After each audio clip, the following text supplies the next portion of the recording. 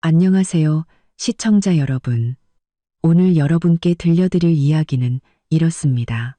시누이가 임신하자 시어머니는 제게 안방을 내놓으라고 했습니다. 저는 순순히 동의하는 척하고 여행을 떠났죠.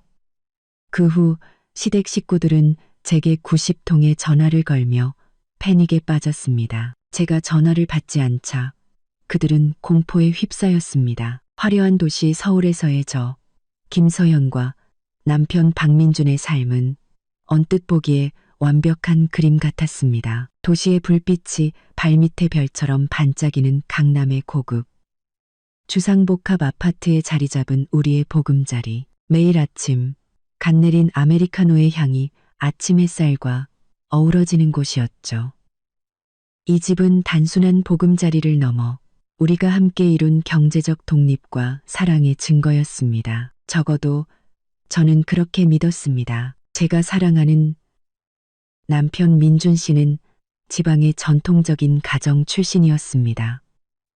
그에게 돈이란 보이지 않는 가족의 굴레와 함께 따라오는 것이었죠. 반면 저는 평범한 가정에서 자랐지만 개인적인 노력과 일찍 시작한 부동산 투자의 성공 덕분에 상당한 자산을 모을 수 있었습니다. 우리가 이 아파트를 매입하기로 결정했을 때 총 매매가는 20억 원이었습니다.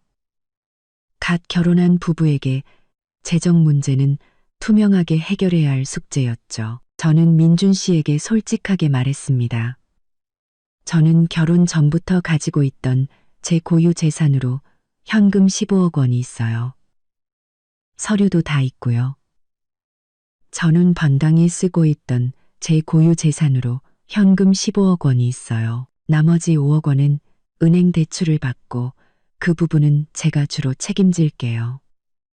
대신 제 명의로 하고 당신은 공동 명의로 올렸으면 좋겠어요. 그때 민준 씨는 고마움과 사랑이 가득한 눈으로 저를 바라보며 어떤 망설임이나 계산도 없이 말했습니다.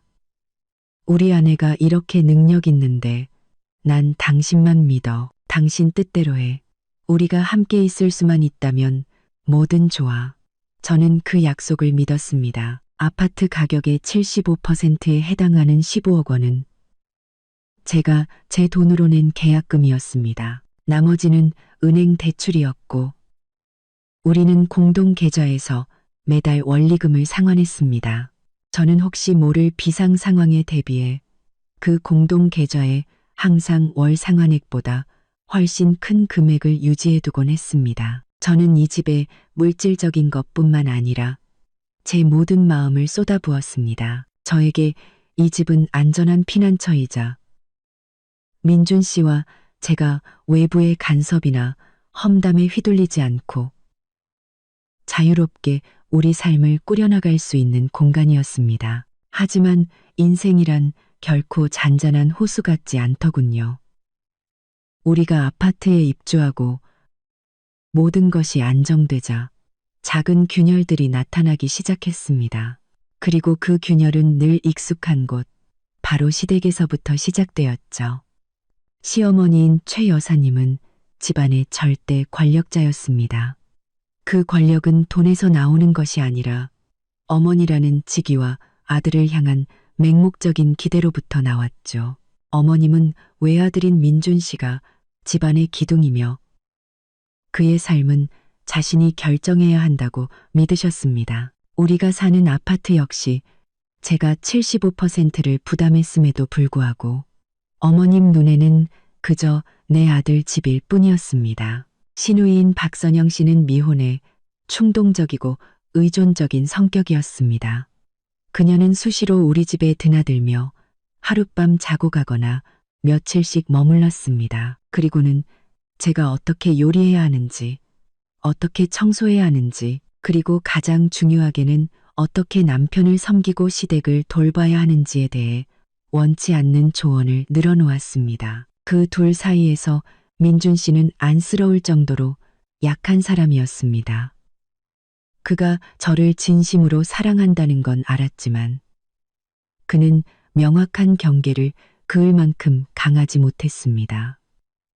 그는 시어머니나 시누이가 무리한 요구를 할 때마다 민준 씨는 항상 회피하거나 양보하는 쪽을 택했습니다. 자기야, 어머니가 저렇게 말씀하시는데 그냥 좋게 좋게 넘어가자. 바로 그 좋게 좋게 넘어가자는 말이 시댁이 제 보금자리를 점점 더 깊숙이 침범하도록 문을 열어준 셈이었습니다. 저는 민준 씨에 대한 사랑과 윗사람에 대한 존경심 때문에 참고 또 참았습니다. 언젠가는 다 지나갈 거라고, 우리가 행복하게 사는 모습을 보면 스스로 물러나실 거라고 생각했습니다.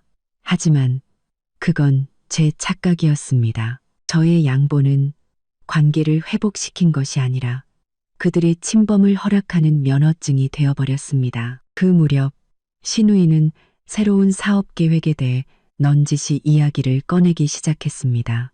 큰 목돈이 필요하다며 자신의 어려운 처지를 민준 씨에게 자주 하소연했죠. 민준 씨는 시누이를 몹시 걱정하며 제 등 뒤에서 몰래 누나와 따로 이야기를 나누곤 했습니다. 저는 경계심을 느꼈습니다. 거울의 금처럼 균열은 점점 더 커져만 갔습니다. 저는 이 거울이 조만간 산산조각 날 것을 직감했습니다. 그리고 이 파국을 초래하는 사람은 시어머니나 시누이뿐만이 아니라 입으로는 늘 저를 사랑한다고 말하면서도 저를 지켜줄 용기는 없는 제 남편도 포함되어 있다는 것을요. 그리고 마침내 제가 가장 우려하던 일이 터졌습니다. 그것은 다툼이 아닌 축하할 소식의 형태로 찾아왔죠. 그리고 마침내 지가할 소식의 형태로 찾아왔죠. 모든 것이 저를 궁지로 몰아넣기 위해 짜인 각본처럼 느껴졌습니다. 어느 토요일 오후 최 여사님과 시누이가 우리 집에 찾아왔습니다. 분위기가 평소와는 사뭇 달랐습니다. 시누이는 소파에 앉아 배를 쓰다듬으며 환한 표정을 짓고 있었고 민준 씨는 흥분된 표정으로 거실을 서성거렸습니다. 제가 방에서 나오자마자 민준 씨가 달려와 제 손을 잡으며 기쁨을 감추지 못하고 외쳤습니다. 서연아, 엄청난 희소식이야. 누나가 임신했대. 저는 순간 멈칫했습니다. 시누이는 결혼 정년기를 훌쩍 넘겼기에 미혼모로서 아이를 갖기로 결심한 것은 저 역시 축하해 줄 일이었습니다. 당연하죠. 민준 씨의 조카이자 곧 태어날 소중한 생명이었으니까요. 저는 미소를 지으며 시누이에게 다가갔습니다. 형님, 정말 축하드려요. 너무 기쁜 소식이네요. 시누이는 마치 예정된 승리를 거둔 사람처럼 어색하게 미소를 지었습니다. 고마워, 재수 씨. 이번에는 정말 조심해서 몸 관리해야지.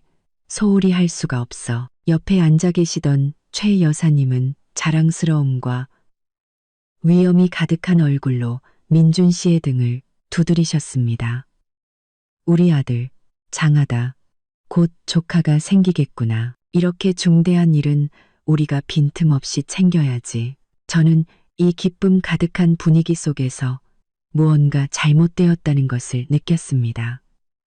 민준 씨는 완전히 누나에게만 정신이 팔려 있었습니다.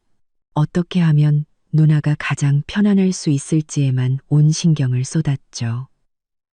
그는 오렌지 주스를 갈아다 주고 식사부터 휴식까지 온갖 것을 챙겼습니다. 마치 그가 시누이의 남편이라도 되는 것처럼요. 최 여사님이 저를 돌아보셨습니다.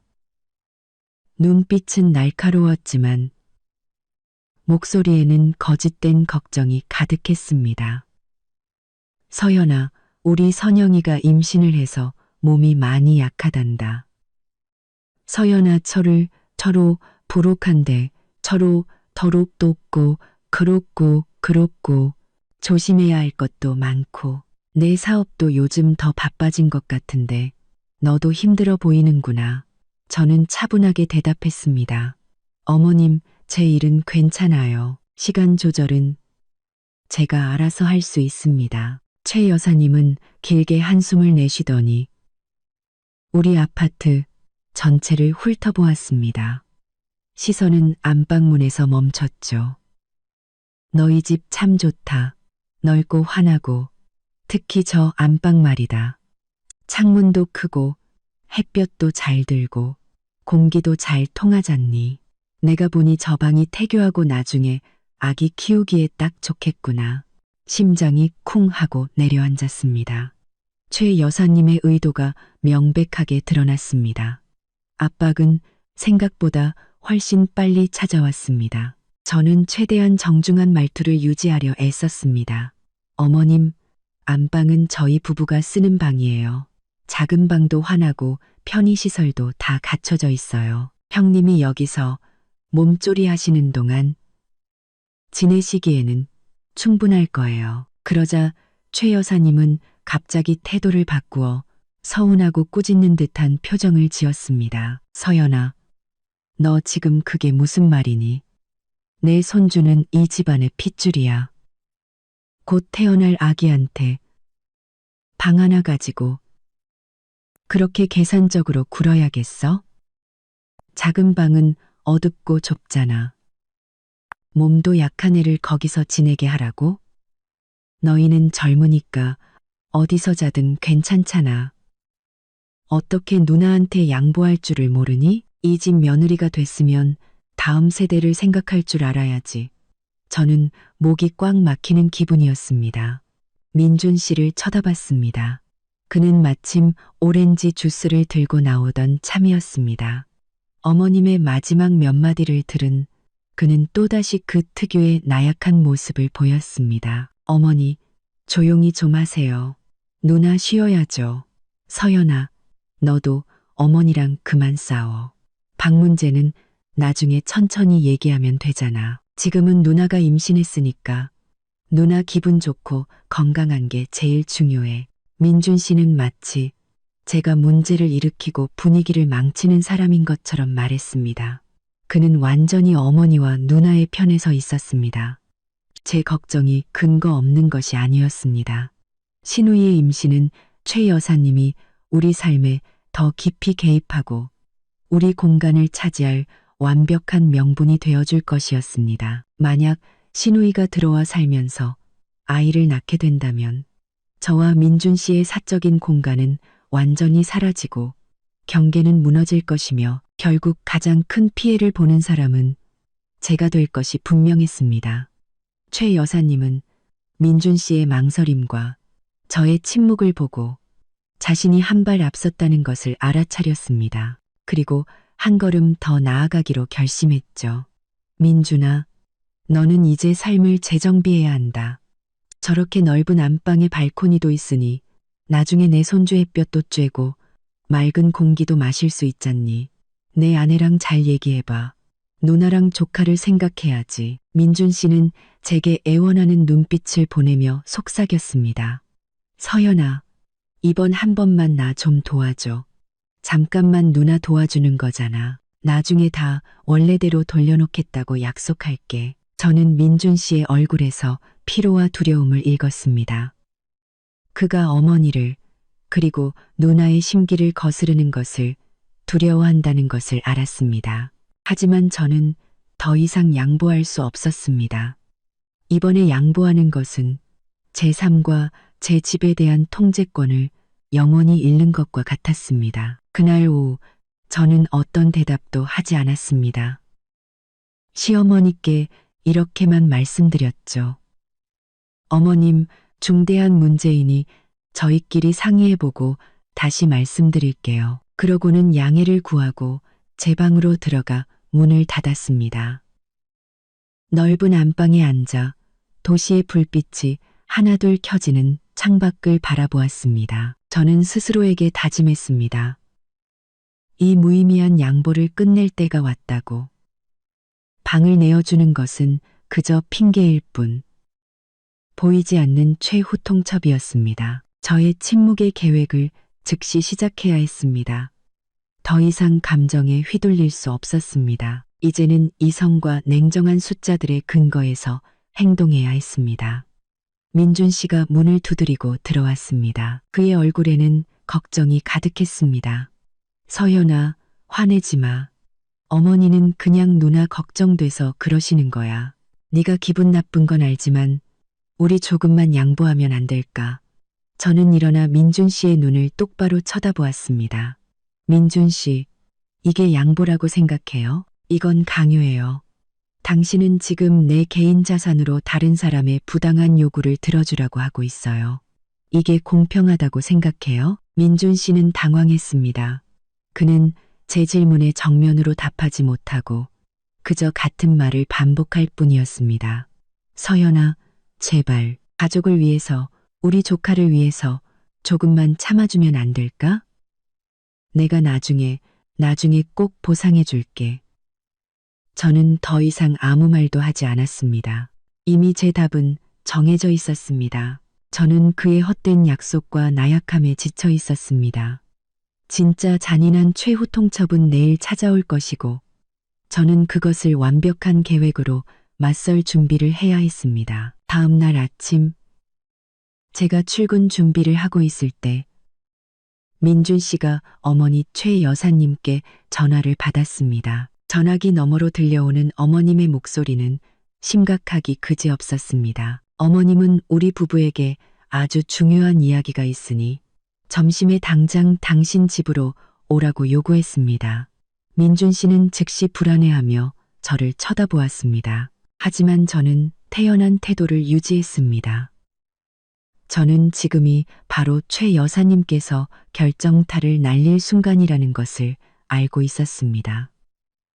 태연은 정확히 낮 12시, 저와 민준 씨는 최 여사님의 낡은 빌라에 도착했습니다. 분위기는 무거웠고 평범한 가족 식사의 따뜻함은 전혀 느껴지지 않았습니다. 시누이도 와서 어머니 옆에 앉아 있었는데 숨기려 애썼지만 얼굴에는 승리감마저 비쳤습니다. 자리에 앉자마자 최 여사님은 수저를 옆으로 밀어놓고 저와 민준 씨를 똑바로 쳐다보았습니다.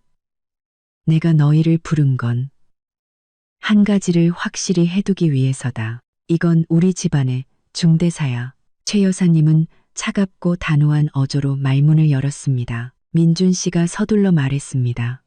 어머니, 무슨 일이시길래 이렇게 심각하세요? 그냥 편하게 말씀하세요. 최 여사님은 민준 씨의 말을 무시하고 시선을 제게 고정했습니다. 서연아, 네가 네 사업도 있고 능력 있는 거 안다. 하지만 이 집 며느리가 된 이상 뭐가 가장 중요한지는 알아야지. 안방 문제는 내가 깊이 생각해 봤는데 다른 방법은 없다. 시누이가 즉시 거들었습니다. 목소리는 아주 자연스러웠죠. 맞아요. 재수 씨. 재수 씨 부부 안방이 집에서 햇빛도 제일 잘 들고 제일 넓잖아요. 제가 임신 중이라 의사 선생님도 조용하고 쾌적한 공간에서 쉬어야 한다고 하셨어요. 나중에 아기 태어나면 햇볕도 쬐어야 하고 유모차 놓을 공간도 필요한데 작은 방은 어림도 없어요. 저는 아무 반응 없이 표정에 감정이 드러나지 않도록 애쓰며 듣고만 있었습니다. 그들이 어디까지 가나 보고 싶었습니다. 최 여사님은 제가 침묵하는 것을 보고 제가 흔들리고 있다고 생각했는지 한 걸음 더 압박해 들어왔습니다.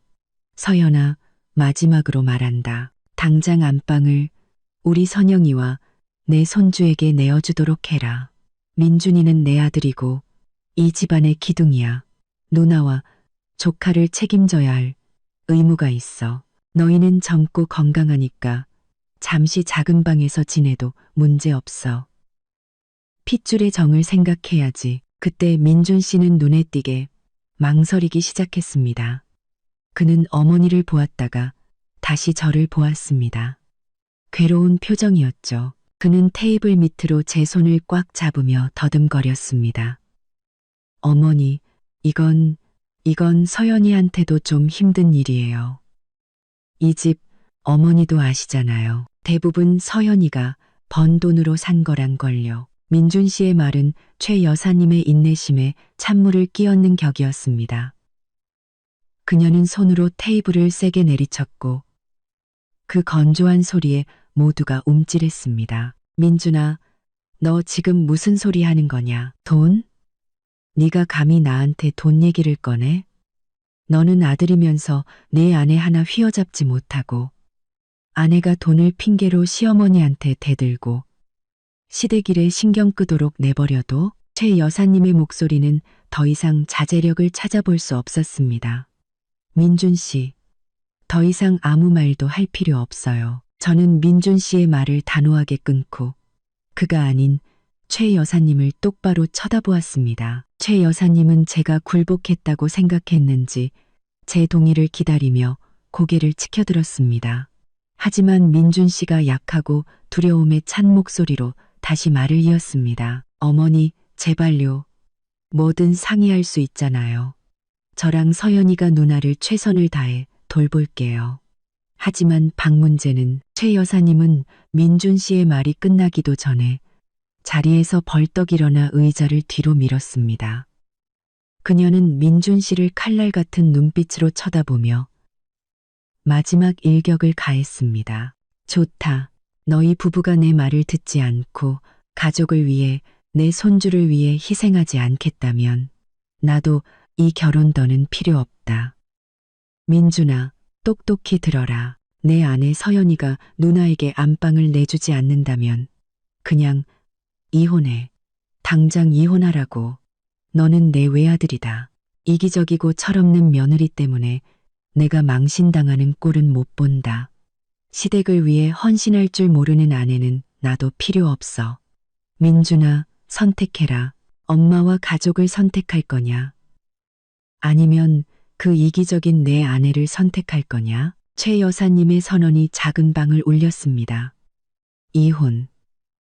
제가 마음속으로 준비하고 있던 단어였습니다. 하지만 시어머니의 입에서 직접 그 말을 듣는 것은 여전히 고통스러웠습니다.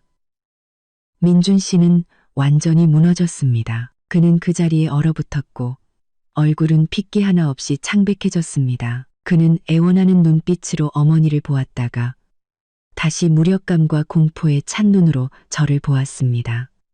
어머니와 저, 가족과 사랑 둘 다 잃을지도 모른다는 공포였죠. 저는 여전히 가만히 앉아 마음의 동요를 드러내지 않으려 애쓰며 숨을 골랐습니다. 저는 민준 씨의 나약함을 꿰뚫어 보고 있었습니다. 그는 결코 저를 지키기 위해 일어서지 않을 것입니다. 그는 회피하거나 항복하는 길을 택할 것입니다. 제가 아닌 그의 어머니가 내뱉은 이 이혼이라는 위협이 바로 제 인내의 잔을 채운 마지막 물방울이었습니다. 민준 씨, 아무 말도 하지 마세요. 제가 입을 열었습니다. 제 목소리는 놀라울 정도로 차분했습니다. 마치 긴장된 공기를 식히는 시원한 바람 같았죠. 저는 최 여사님을 향해 기묘한 미소를 지었습니다. 네, 어머님 하시는 말씀 잘 들었습니다. 어머님 뜻대로 하겠습니다. 시누이에게 안방을 내어드리겠습니다. 방 안은 완벽한 침묵에 휩싸였습니다. 최 여사님, 시누이, 그리고 민준 씨 모두 너무 놀라 말을 잇지 못했습니다. 제가 그렇게 쉽게 항복할 줄은 꿈에도 몰랐던 것입니다. 민준 씨는 믿을 수 없다는 표정으로 저를 쳐다보았습니다. 마치 진심이야 라고 묻는 것 같았죠. 저는 가볍게 고개를 끄덕이며 체념한 듯한 마지막 대답을 내놓았습니다. 하지만 그것은 사실 더 큰 계획의 서막이었습니다. 네, 오늘 밤 바로 작은 방으로 짐을 옮기겠습니다. 어머님과 형님은 걱정 마시고 형님 건강만 잘 챙기세요. 말을 마친 저는 자리에서 일어나 최 여사님과 시누이에게 정중히 인사하고 집을 나섰습니다. 민준 씨가 뒤에서 제 이름을 불렀지만 저는 돌아보지 않았습니다. 저는 이제부터 제가 더 이상 수동적인 입장이 아니라는 것을 알았습니다. 이 양보는 저만의 침묵의 전략을 시작하기 위한 열쇠였습니다. 저는 제가 필요한 것을 얻었습니다. 강요에 대한 증거, 그리고 행동할 시간을 벌기 위한 표면적인 동의를요. 저는 시댁을 나서며 그들의 놀라움과 안도감을 등 뒤로 했습니다. 민준 씨가 문 밖까지 저를 따라왔습니다. 그의 얼굴에는 안도와 걱정이 뒤섞여 있었습니다. 마치 상처 하나 없이 전쟁에서 빠져나온 사람처럼요. 서연아, 왜 그렇게 빨리 동의했어? 난 네가 엄청 화내고 끝까지 싸울 줄 알았는데. 민준 씨가 당황하며 물었습니다. 저는 돌아서서 민준 씨를 쳐다보았습니다. 제 눈에는 평소의 따스함 대신 차가운 계산이 서려 있었습니다. 제 계획을 그에게 자세히 설명할 필요는 없었습니다. 민준 씨, 제가 끝까지 싸웠다면 뭐가 달라졌을까요? 어머님은 이혼 얘기까지 꺼내셨어요. 당신이 어머님께 안 된다고 말할 용기가 있었나요? 전 이제 이 무의미한 논쟁에 지쳤어요. 안방, 그냥 양보할게요. 모든 게 조용히 해결됐으면 좋겠어요. 저는 지치고 체념한 듯한, 하지만 그 안에 단호함이 숨겨진 목소리로 말했습니다. 민준 씨는 그 말을 듣고 안도의 한숨을 내쉬었습니다. 그는 저를 껴안으며 말했습니다. 그럴 줄 알았어. 우리 아내는 역시 현명해. 고마워. 정말 나 많이 도와준 거야. 네가 손해본 거 알아. 나중에 꼭 보상해 줄게.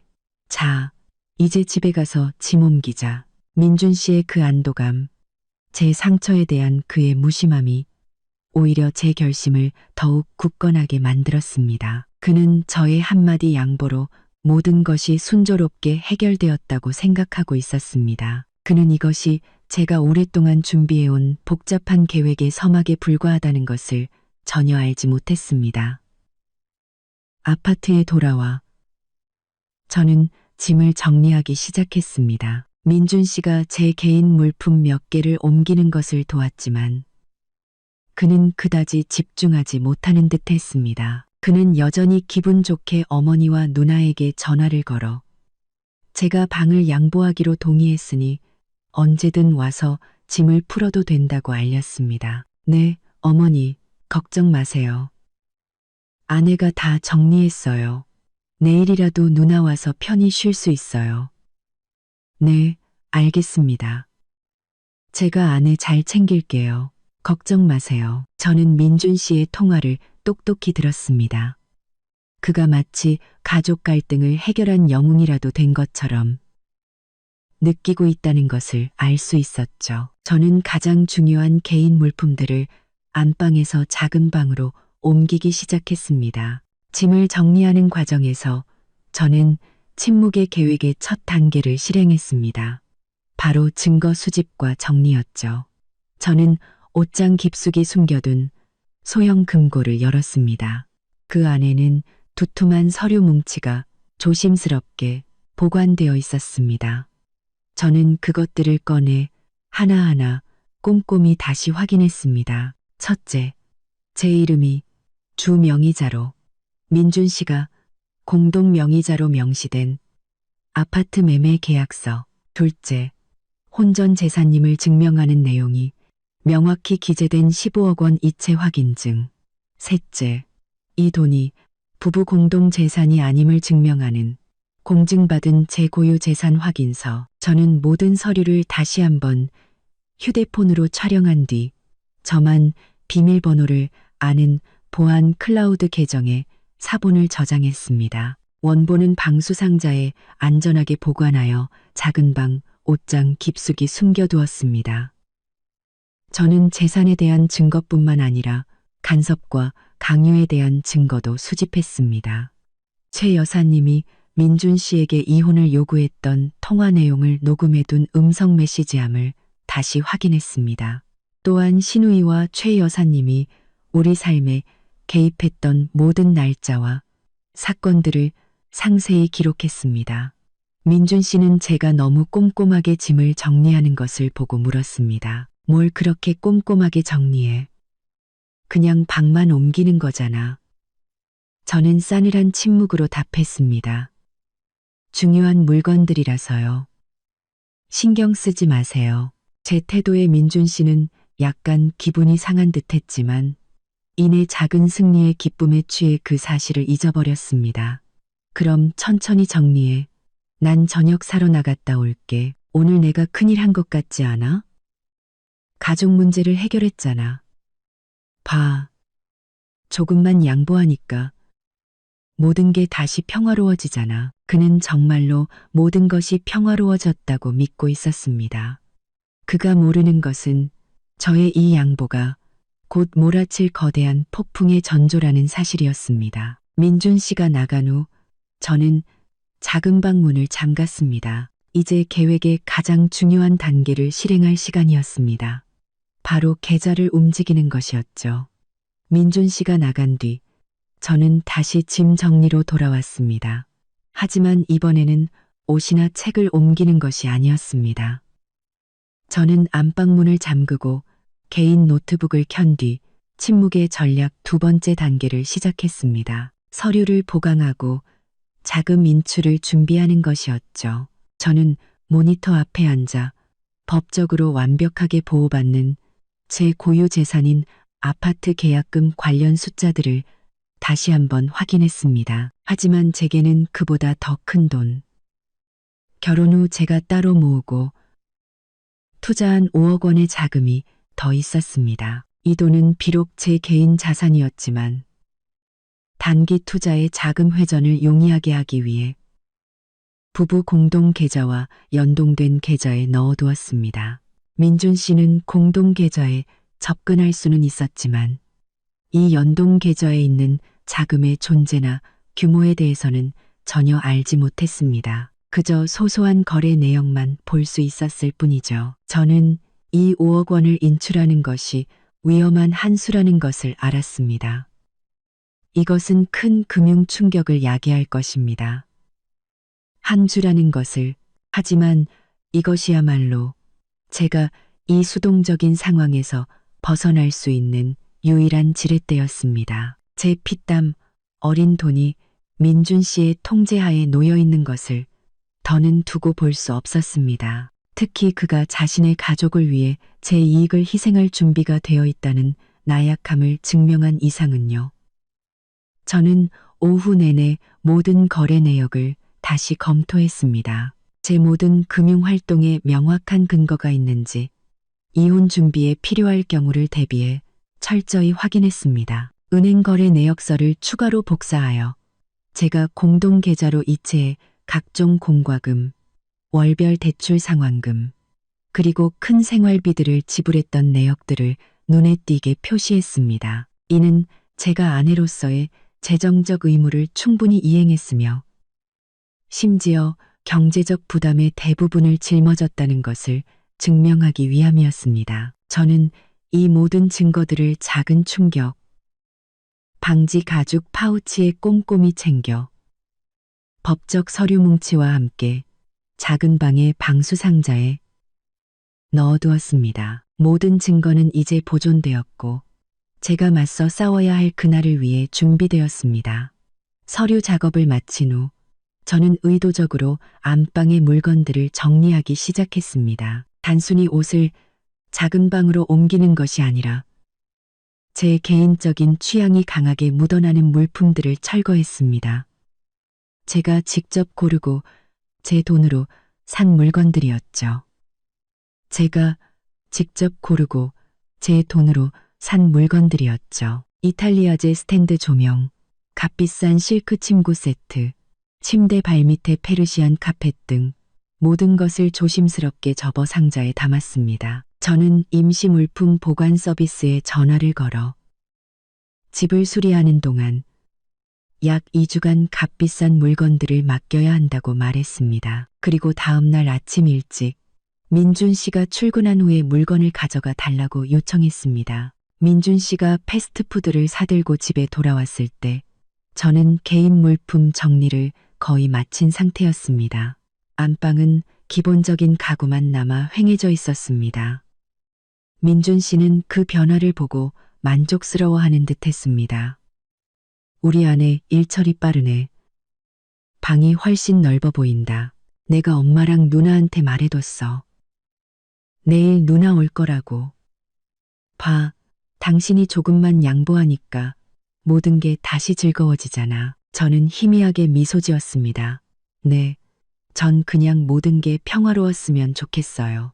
민준 씨가 저랑 가족 사이에서 힘들어하는 거 보고 싶지 않아요. 제 말은 체념처럼 들렸지만 속으로는 비웃고 있었습니다. 민준 씨가 힘들어하는 것을 원치 않는다고요? 아니요. 저는 그가 자신이 만들어낸 극한의 곤란함과 정면으로 마주하기를 바랐습니다. 그날 저녁, 저와 민준 씨는 평범해 보이는 분위기 속에서 식사했습니다. 민준 씨는 회사에서 있었던 즐거운 이야기들을 들려주었습니다. 그는 평소보다 제게 더 관심을 보이는 듯 했습니다. 아마도 어머니 앞에서 보였던 자신의 나약함을 보상하려는 의도였겠죠. 서연아, 네가 속상한 건 알지만 나한테 화내지 마. 누나가 아기 낳고 나면 내가 꼭 어머니께 말씀드려서 따로 나가 살도록 할게. 그때 우리 보상으로 여행 가자. 어디 가고 싶어? 저는 그의 눈을 바라보았습니다. 제 눈빛은 아무 일도 없었다는 듯 평온했습니다. 네, 저도 여행 가고 싶어요. 제주도에 한 열흘 정도 다녀올까 생각 중이에요. 좀 쉬면서 스트레스도 풀고 싶고요. 민준 씨는 매우 흥미로워하며 말했습니다. 제주도? 좋지. 당연히 가야지. 넌 맘 편히 다녀와. 내가 집에서 모든 일 다 처리할게. 내가 열흘 동안 없어도 내가 누나랑 집안일 다 챙길 테니까 정말 편하게 쉬고 와. 저는 고개를 끄덕였습니다. 네, 고마워요. 이 열흘이라는 시간이 바로 제 계획이 아무런 직접적인 방해 없이 폭발하기 위해 필요한 공백이었습니다. 내일 남은 물건들을 마저 정리하고 보관 서비스에 맡긴 후 저는 다음 단계를 실행할 것입니다. 돈을 인출하는 것이죠. 저의 표면적인 양보는 민준 씨와 그의 가족을 안심시켰고 그들의 경계심을 완전히 풀어버렸습니다. 그들은 방 하나를 얻었다고 생각하며 승리감에 취해 있겠지만 그 방 하나의 대가가 집 전체가 될 수도 있다는 사실은 꿈에도 모르고 있었습니다. 다음 날 아침, 저는 아무 일도 없었다는 듯 일찍 일어나 평소처럼 민준 씨를 위해 정성껏 아침 식사를 준비했습니다. 민준 씨는 모든 갈등이 해결되었다고 생각해서인지 들뜨고 가벼운 마음으로 서둘러 출근했습니다. 그는 제게 작별 키스를 하며 잊지 않고 당부했습니다. 누나한테 필요한 거 잘 알려드려. 오늘 오후에 내가 일찍 와서 뭐 필요한 거 없는지 볼게. 저는 마음속에 경멸을 억누르며 고개를 끄덕였습니다. 그는 새로운 생활 공간을 준비하고 있었지만 이 준비가 상상도 못할 대가를 치르게 될 것이라는 사실은 전혀 알지 못했습니다. 오전 9시경 민준 씨가 출근한 지 2시간 후 그리고 신우이가 도착하기 전에 저는 보관 서비스에 전화를 걸었습니다. 2명의 직원이 미리 라벨이 붙은 상자들을 들고 왔습니다. 저는 그들이 제 소중한 개인 물품과 제가 직접 산 물건들을 아파트 밖으로 옮기는 것을 감독했습니다. 모든 것이 안전하게 보관 장소로 옮겨졌습니다. 제가 가장 아끼는 물건들, 제 개인적인 흔적이 담긴 것들이 신우이나 다른 누구의 손에도 닿지 않도록 확실히 해두었습니다. 그들이 떠난 후 저는 현관문을 잠그고 저만의 지휘본부가 된 작은 방으로 돌아왔습니다. 저는 노트북을 켜고 은행 계좌에 접속했습니다. 이제 가장 중요하고 치밀한 단계였습니다. 제 고유 재산인 5억 원을 민준 씨의 통제권 밖으로 빼내는 것이었죠. 저는 이체 명령을 실행하기 시작했습니다. 이 돈은 저의 노력이고 땀 흘려 일한 날들의 결실이며 제 미래를 위한 보장이었습니다. 이 돈이 잘못된 목적으로 사용되거나 신우이의 충동적인 사업 계획에 흩어져 버리는 것을 결코 용납할 수 없었습니다. 이체 과정은 약 15분 정도 걸렸습니다. 화면에 거래 성공 알림이 떴을 때 저는 안도의 한숨을 내쉬었습니다. 하지만 기쁨보다는 차가운 결의만이 느껴졌습니다. 저는 잔인한 금융적 일격을 가했지만 이것은 반드시 필요한 일이었습니다. 이것은 간섭과 나약함으로 공격당한 결혼 생활에서 저를 지키기 위한 유일한 자기방어 수단이었습니다. 돈을 인출한 후 저는 공동 계좌를 다시 확인했습니다. 민준 씨가 당장 의심하지 않도록 며칠간의 소소한 생활비를 충당할 수 있을 정도의 금액만 남겨두었습니다. 더 중요한 것은 아파트 월별 대출 상환에 필요한 돈은 남겨두지 않았다는 것입니다. 대출금 상환일은 앞으로 10일 후 바로 제가 제주도에 있을 기간이었습니다. 저는 노트북을 닫고 샤워를 하고 옷을 갈아입었습니다. 신우이 앞에서는 태연하고 심지어 양보 때문에 지친 듯한 모습으로 나타나야 했습니다. 정확히 오전 11시 신우이가 친구와 함께 짐을 들고 아파트에 나타났습니다. 신우이는 안방으로 들어서며 깨끗하고 텅 비게 정리된 방을 보고 만족스러운 미소를 지었습니다. 형님, 방은 깨끗하게 치워뒀으니 편하게 쉬세요. 임신하셨으니까 건강 잘 챙기셔야죠. 제가 신우이에게 일부러 지친 듯한 목소리로 말했습니다. 신우이는 저를 동정하는 듯한 눈빛으로 쳐다보았습니다. 아이고, 재수씨 고생했네.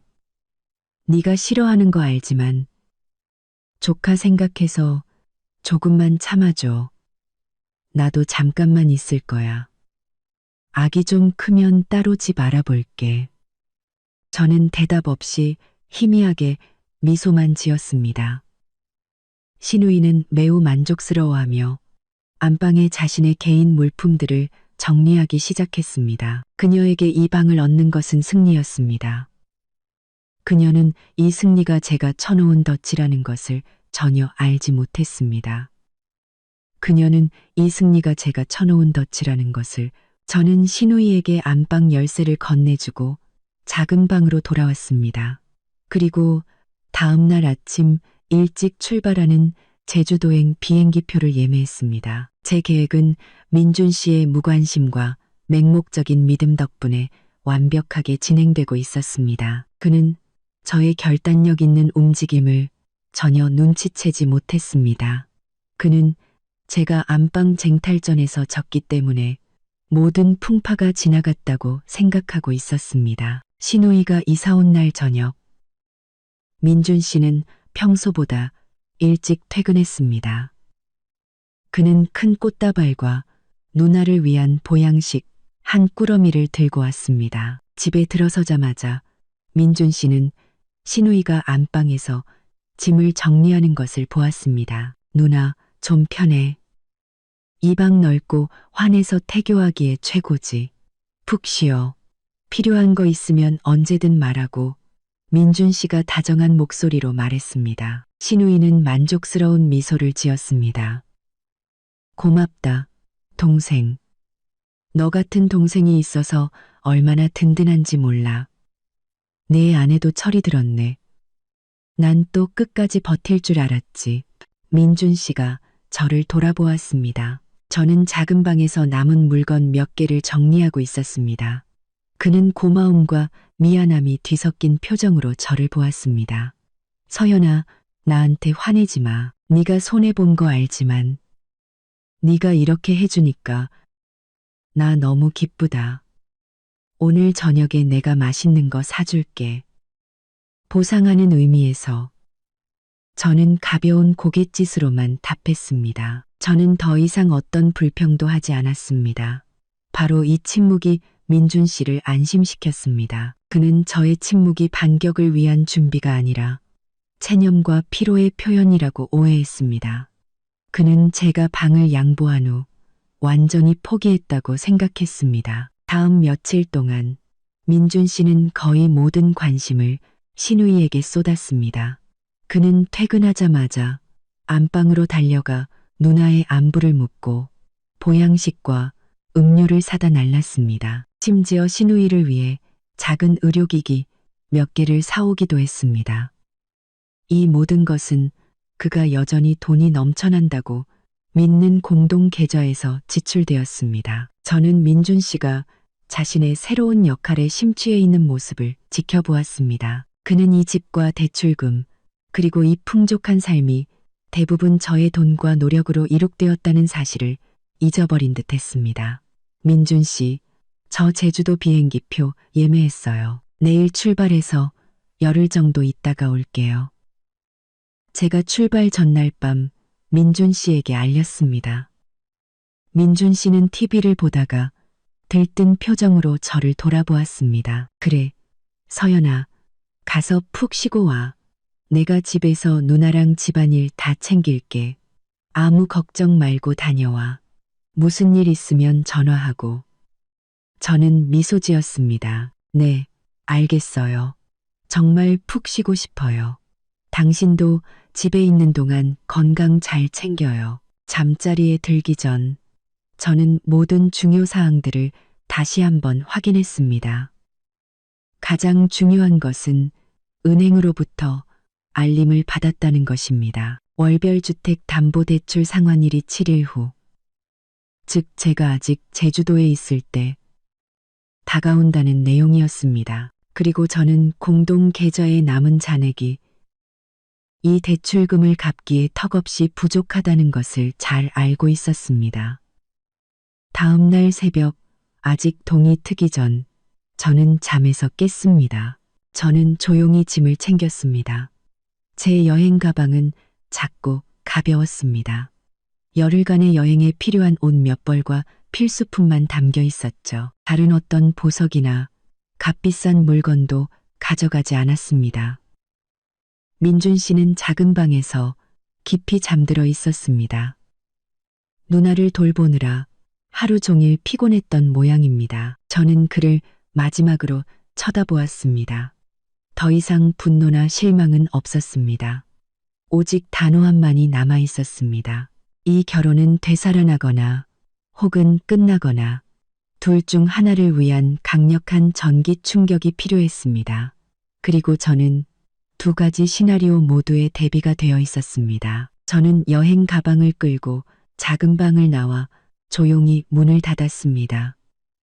민준 씨를 깨우고 싶지 않았습니다. 거실을 지나며 굳게 닫힌 안방문을 보았습니다. 그 안에서 신우이는 자신의 승리를 만끽하며 원래 우리 부부의 것이었어야 할 침대에서 편안히 쉬고 있을 것입니다. 저는 차갑게 미소 지었습니다. 그녀가 누릴 수 있는 시간도 이제 거의 끝나가고 있었습니다. 저는 아파트를 나와 문을 조심스럽게 잠갔습니다. 밖은 아직 도시가 잠들어 있었고 가로등 불빛만이 텅 빈 거리를 비추고 있었습니다. 저는 택시를 불러 공항으로 곧장 향했습니다.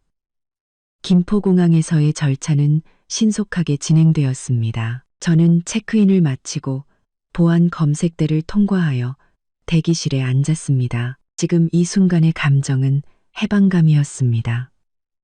숨막히는 가족 분위기로부터 넌지시 던지는 말들로부터 민준 씨의 나약함으로부터의 해방이었습니다. 저는 완벽한 물리적 거리를 만들어냈습니다. 정확히 아침 6시 비행기는 이륙하여 저를 서울에서 멀리 데려갔습니다. 비행기에 앉아 솜사탕처럼 뭉게뭉게 피어나는 흰 구름을 내려다보며 저는 휴대폰을 꺼내 민준 씨에게 보낼 짧은 메시지를 작성했습니다. 민준 씨, 저 제주도 가는 비행기 탔어요. 푹 쉬려고 휴대폰은 꺼둘게요. 열흘 정도 있다가 돌아올 테니 집에 있는 동안 건강 잘 챙기고 누나 잘 돌봐주세요. 집안일은 걱정 마세요. 다녀올게요. 저는 메시지를 보냈습니다.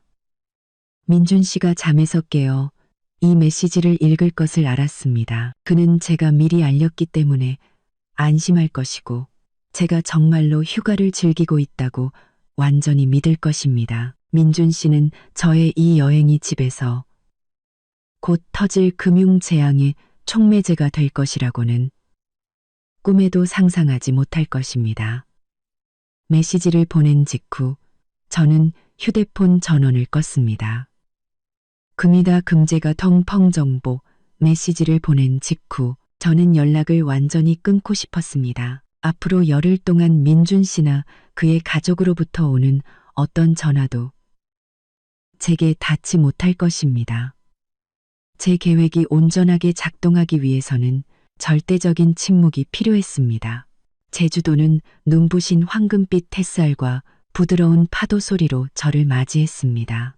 저는 해변가에 있는 작은 방갈로를 빌렸습니다. 천국처럼 아름다운 곳에 있었지만 제 마음은 완전히 편안하지는 않았습니다. 저는 세상과 완전히 단절되지는 않았습니다. 이메일과 은행 알림을 확인하기 위한 보조 휴대폰을 가지고 있었죠. 휴가 3일째 되던 날, 저는 은행으로부터 이메일 한 통을 받았습니다. 곧 상환일이 다가오는 주택담보대출에 대한 자동 알림이었습니다. 5일째 되던 날, 더 심각한 어조의 다음 알림이 발송되었습니다. 연체 경고와 함께 벌금을 피하려면 48시간 내에 납부하라는 내용이었습니다. 저는 미소 지었습니다.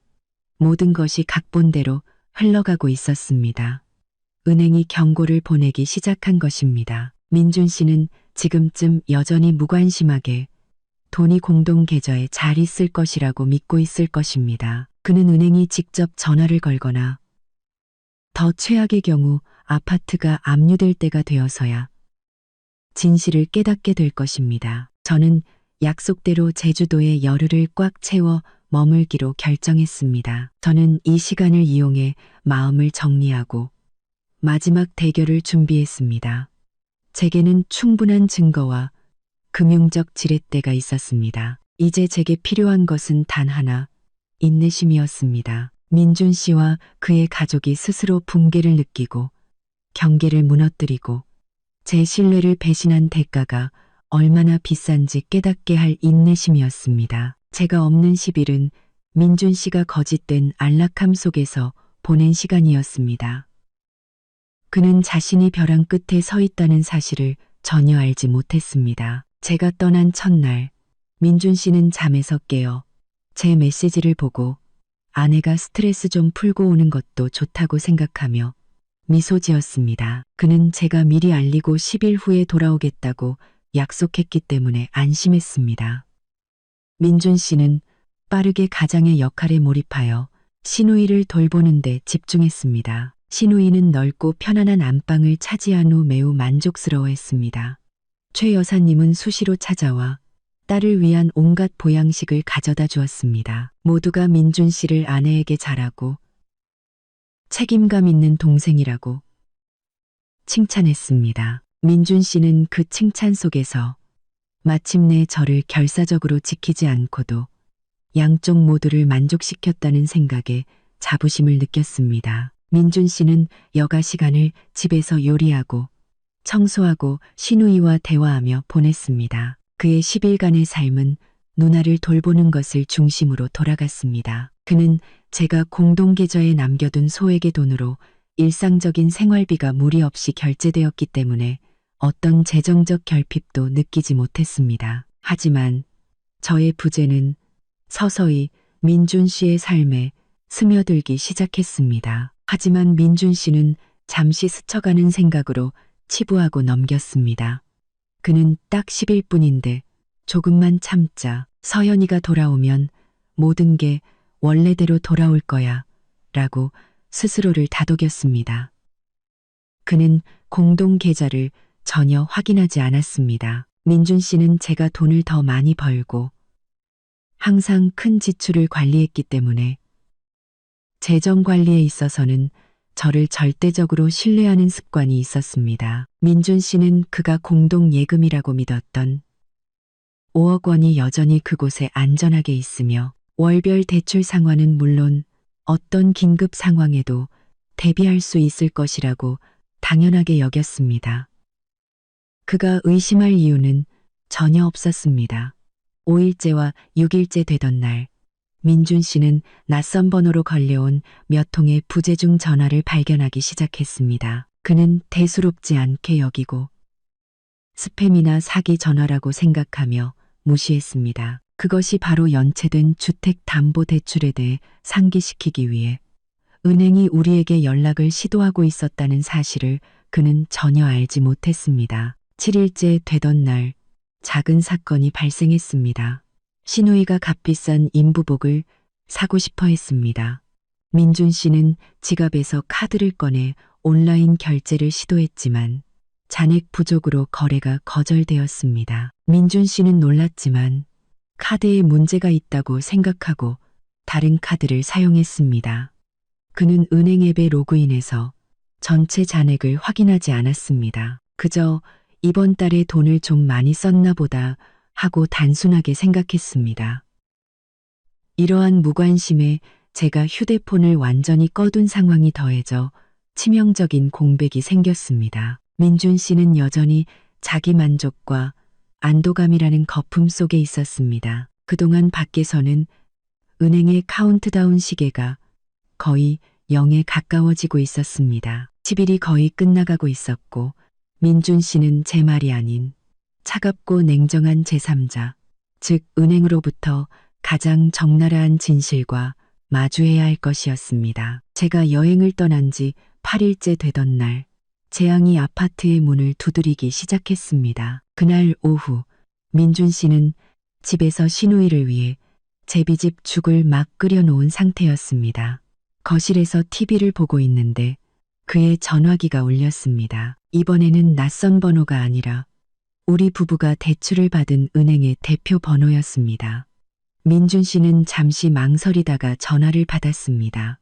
네, 여보세요. 전문적이지만 심각함이 묻어나는 은행 직원의 목소리가 들려왔습니다. 박민준 고객님 맞으신가요? XX은행에서 연락드렸습니다. 고객님 부부 명의의 주택담보대출건으로 전화드렸습니다. 월 상환금이 현재 7일째 연체 중입니다. 저희가 여러 차례 이메일과 전화를 드렸지만 응답이 없으셨습니다. 규정에 따라 10일 이상 연체될 경우 은행은 연체 이자를 부과하고 계약에 따라 담보자산 압류 통지를 발송하게 됩니다. 민준 씨는 그 말을 듣는 순간 얼굴이 새하얗게 질렸습니다. 그는 자신의 귀를 거의 믿을 수 없었습니다. 연체요? 압류요? 잠깐만요. 뭐라고 하셨죠? 연체라니요. 뭔가 착오가 있으신 거 아니에요? 제 아내와 제 공동 계좌에는 항상 돈이 있는데 어떻게 연체가 될 수 있죠? 저희는 항상 제때 냈는데요. 민준 씨는 당황해서 목소리가 떨렸습니다. 은행 직원은 여전히 침착한 태도를 유지했습니다. 네, 고객님. 시스템을 다시 확인했습니다. 상환일에 고객님 부부의 공동 계좌에서 자동이체를 시도했지만 잔액 부족으로 거래가 실패했습니다. 현재 공동 계좌 잔액은 월 상환금인 300만 원을 납부하기에는 턱없이 부족한 소액만 남아 있습니다. 민준 씨의 머릿속이 하얘졌습니다. 300만 원. 월 상환금. 그는 항상 우리 공동 계좌에 제 예금과 투자금 수억 원이 있을 것이라고 믿었습니다. 어떻게 부족할 수가 있지? 잠시만 기다려주세요. 제가 바로 확인해 볼게요. 압류 통지나 벌금 같은 건 아직 보내지 말아주세요. 민준 씨는 서둘러 말하고 직원에게 인사도 제대로 못한 채 전화를 끊었습니다. 민준 씨는 손이 너무 떨려서 휴대폰에서 은행 앱을 여는데 몇 초나 걸렸습니다. 그는 저와 함께 생활비와 공과금을 결제하는 데 사용하던 공동 계좌에 로그인했습니다. 화면에 표시된 숫자는 마치 칼날처럼 민준 씨의 심장을 찔렀습니다. 잔액 200만 원, 200만 원, 단돈 200만 원. 민준 씨는 눈을 비비고 앱을 껐다가 다시 로그인했습니다. 숫자는 변하지 않았습니다. 그는 공황 상태에 빠져 최근 거래 내역을 확인했습니다. 자잘한 일상 지출을 제외하고 어떤 큰 금액의 거래도 없었습니다. 돈이 어디 갔지? 서현이의 예금이랑 투자금 5억 원이 어디로 간 거야? 민준 씨는 극도의 혼란 속에서 외쳤습니다. 그는 제가 자금 회전과 대출 상환을 용이하게 하기 위해 그 돈을 연동 계좌에 보관한다고 말했던 것을 똑똑히 기억했습니다. 그제야 민준 씨는 제가 제주도로 떠나기 전에 했던 일들을 떠올렸습니다. 이상하리만치 조용했던 침묵, 믿기 어려울 정도로 쉬웠던 양보, 그리고 여행에 대해 물었을 때 그 무심한 태도. 민준 씨는 곧장 작은 방으로 달려가 모든 서랍과 방구석을 뒤졌지만 거액의 이체 증거나 은행으로부터 온 이상한 통지서 같은 것은 아무것도 찾을 수 없었습니다. 제 휴대폰도 찾을 수 없었습니다. 민준 씨는 서둘러 제게 전화를 걸었습니다. 제 휴대폰은 여전히 꺼져 있었습니다. 제 휴대폰은 여전히 꺼져 있었습니다. 그는 수십 통의 전화를 계속 걸었지만 끝없는 침묵만이 돌아왔습니다. 민준 씨는 어머니에게 전화를 걸었습니다. 저를 이 상황으로 몰아넣은 최 여사님과 이야기를 해야 했습니다. 민준 씨는 쉬고 있는 신우이가 있는 안방으로 달려갔습니다. 그의 얼굴은 넋이 나가 있었습니다. 누나, 서연이 휴대폰 어디 있는지 알아?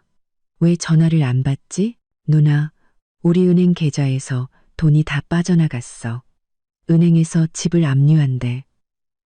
쉬고 있던 신우이는 민준 씨의 말에 소스라치게 놀랐습니다. 민준아, 너 무슨 헛소리야? 무슨 돈이 빠져나가고 집이 압류돼. 진짜야, 누나. 은행에서 전화 왔어. 우리 대출금 연체됐다고. 공동계좌에 200만 원밖에 안 남았대. 민준 씨는 절망에 찬 목소리로 거의 울부짖었습니다. 진정한 공황 상태가 시작된 것입니다. 민준 씨의 말은 신우이에게 마른 하늘의 날벼락 같았습니다. 그녀는 침대에서 벌떡 일어나 얼굴이 하얗게 질렸습니다. 더 이상 넓은 안방에서 편안하게 쉬던 사람의 여유로운 모습은 찾아볼 수 없었습니다. 민준아, 너 지금 무슨 소리 하는 거야? 무슨 집이 없어져? 헛소리해서 사람 놀라게 하지 마. 신우이는 애써 침착하려 했지만 목소리는 떨리고 있었습니다. 민준 씨는 완전히 이성을 잃었습니다. 그는 손에 휴대폰을 쥔 채 계속해서 고개를 저었습니다. 아니야, 헛소리 아니야. 은행에서 방금 전화 왔다니까. 대출금 연체돼서 곧 벌금 물고 집 압류 통지서 보낼 거래. 돈, 공동 계좌에 있던 돈이 다 빠져나갔어. 누나, 내가 서연이한테 전화했는데 전화를 꺼놨어. 연락이 안 돼. 신우이는 민준 씨를 보았습니다. 그녀의 눈에는 두려움과 분노가 뒤섞여 있었습니다. 재수 씨, 도대체 무슨 짓을 한 거야? 왜 돈을 다 빼가? 미쳤나 봐. 민준아, 거기에 돈이 얼마나 있었는지 알아? 너희 부부 예금 5억 원이 넘게 있었다고. 도대체 무슨 일이야? 민준 씨는 허둥지둥 신우이의 팔을 잡았습니다. 나도 몰라. 난 돈이 계속 있는 줄 알았지. 서연이한테 물어봤을 때 다 괜찮다고 방만 양보하면 끝이라고 했단 말이야. 누나, 이제 우리 어떡해. 서연이는 열흘 뒤에나 돌아오는데 은행에서는 며칠 안 남았다고 했어. 공황 상태에 빠진 민준 씨는 어머니에게 전화하는 것 외에는 아무것도 할 수 없었습니다. 그는 떨리는 손으로 최 여사님의 번호를 눌렀습니다. 엄마, 저 민준이에요. 큰일 났어요. 엄마. 최 여사님은 아들의 울먹이는 목소리를 듣고 걱정스러워했습니다. 이 녀석아, 무슨 말을 그렇게 허둥지둥하냐? 무슨 일이야? 민준 씨는 최대한 논리적으로 이야기를 설명하려 했었지만 공황 상태 때문에 말이 뒤죽박죽이었습니다. 엄마, 돈 문제요. 우리 아파트요. 은행에서 대출금 연체됐다고 전화 왔어요. 공동 계좌에 있던 돈. 서연이가 다 인출했어요. 엄마, 수억 원이 사라졌어요. 최 여사님은 전화기 너머로 잠시 침묵했습니다. 걱정은 이내 분노로 바뀌었습니다. 그 못돼 먹은 년, 내가 그럴 줄 알았어. 착한 척하더니 기회만 엿보다가 우리 뒤통수를 친 거야. 민준아, 돈이 다 빠져나간 거 확실해? 네, 확실해요. 엄마, 방금 확인했어요. 매달 내야 할 대출금도 못 낼 판이에요. 엄마, 이제 저 어떡해요? 엄마가 서연이 좀 설득해 주세요. 전화를 꺼놨어요. 민준 씨는 최 여사님이 자신의 권위로 이 문제를 해결해 주길 바라며 애원했습니다. 최 여사님은 길길이 날뛰었습니다. 돈을 빼서 연락까지 끊었는데 내가 무슨 수로 말을 해. 민준아, 넌 정말 멍청하다. 어떻게 그 애의 말을 그렇게 쉽게 믿어? 네가 결단력이 없어서 그 애한테 휘둘린 거야. 최 여사님의 말은 민준 씨를 더욱 공포에 떨게 했습니다. 그는 마치 길 잃은 아이처럼 더 이상 기댈 곳이 없었습니다. 그는 벽에 기댄 채 두려움을 감추지 못하고 서 있는 신우이를 돌아보았습니다. 누나, 어떻게 좀 해봐. 엄마한테 말 좀 해봐. 나 이 집 잃기 싫어. 이건 나랑 서연이의 피땀이라고.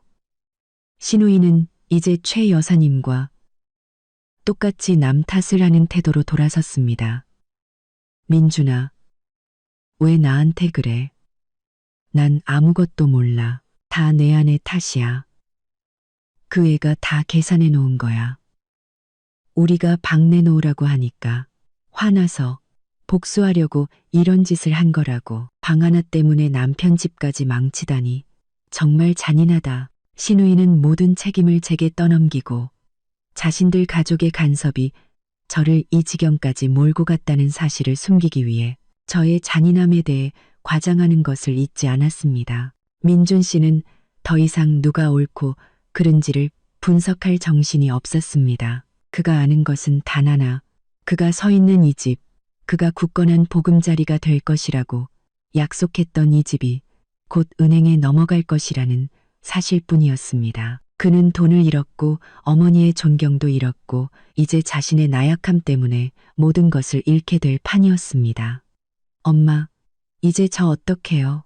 은행 대출금은 무슨 돈으로 갚아요? 엄마 돈 좀 있으세요? 저 좀 도와주세요. 민준 씨가 최 여사님께 애원했습니다. 최 여사님은 침묵했습니다. 한참 후에 그녀는 실망 가득한 목소리로 말했습니다. 민준아, 내가 그런 큰 돈이 어디 있니? 네가 저지른 일, 네가 책임져.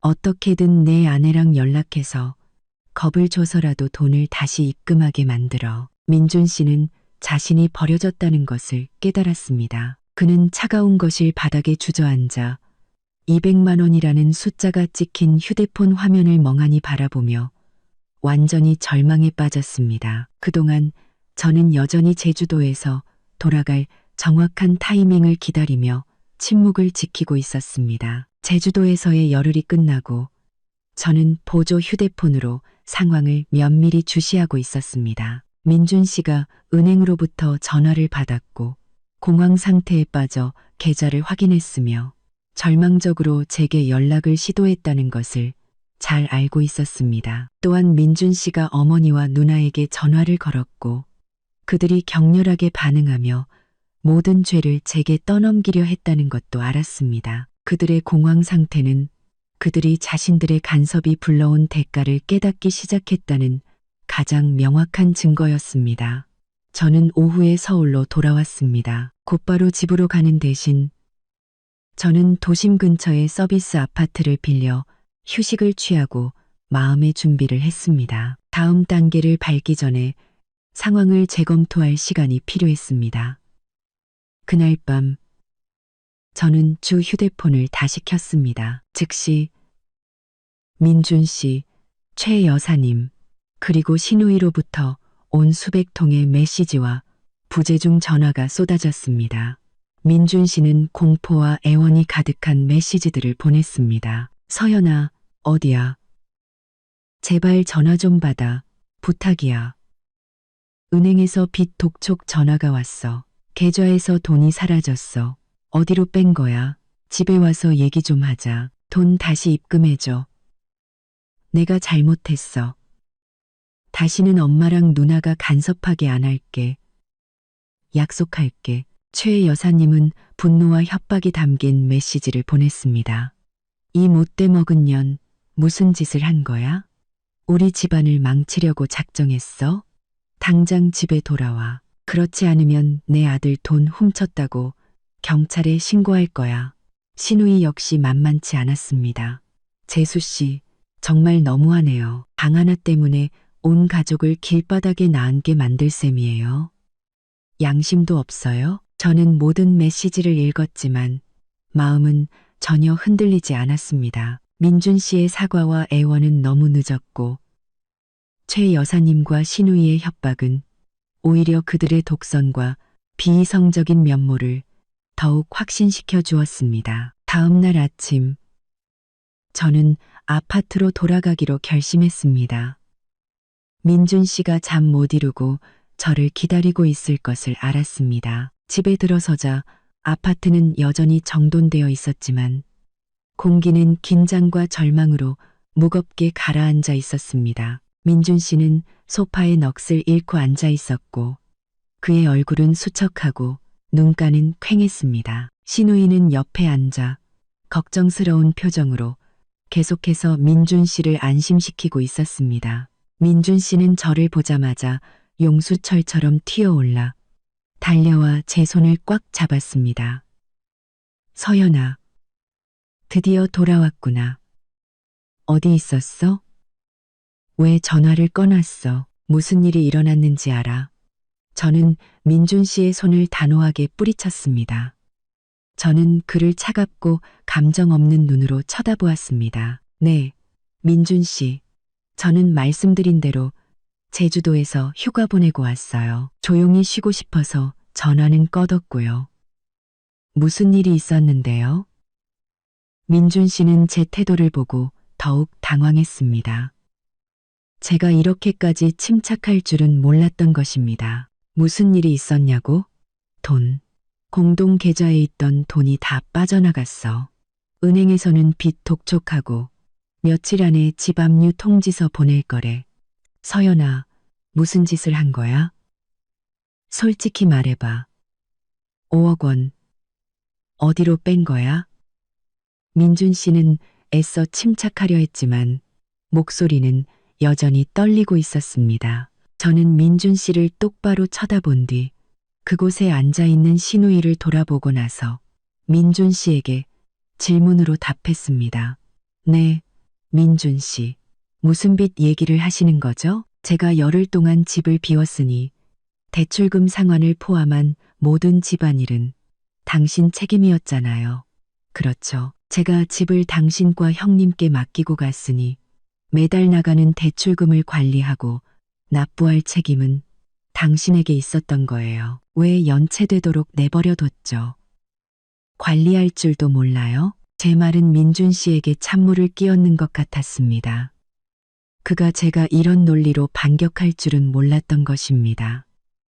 하지만 그 5억 원은 우리 예금이잖아. 항상 대출금 갚으려고 연동 계좌에 있었는데 나한테 한마디 말도 없이 어디로 뺀 거야? 대체 무슨 생각으로 그런 거야? 네, 민준 씨, 그 5억 원은 제 고유 재산이고 제 투자금이었어요. 거래 편의를 위해 연동 계좌에 뒀을 뿐이죠.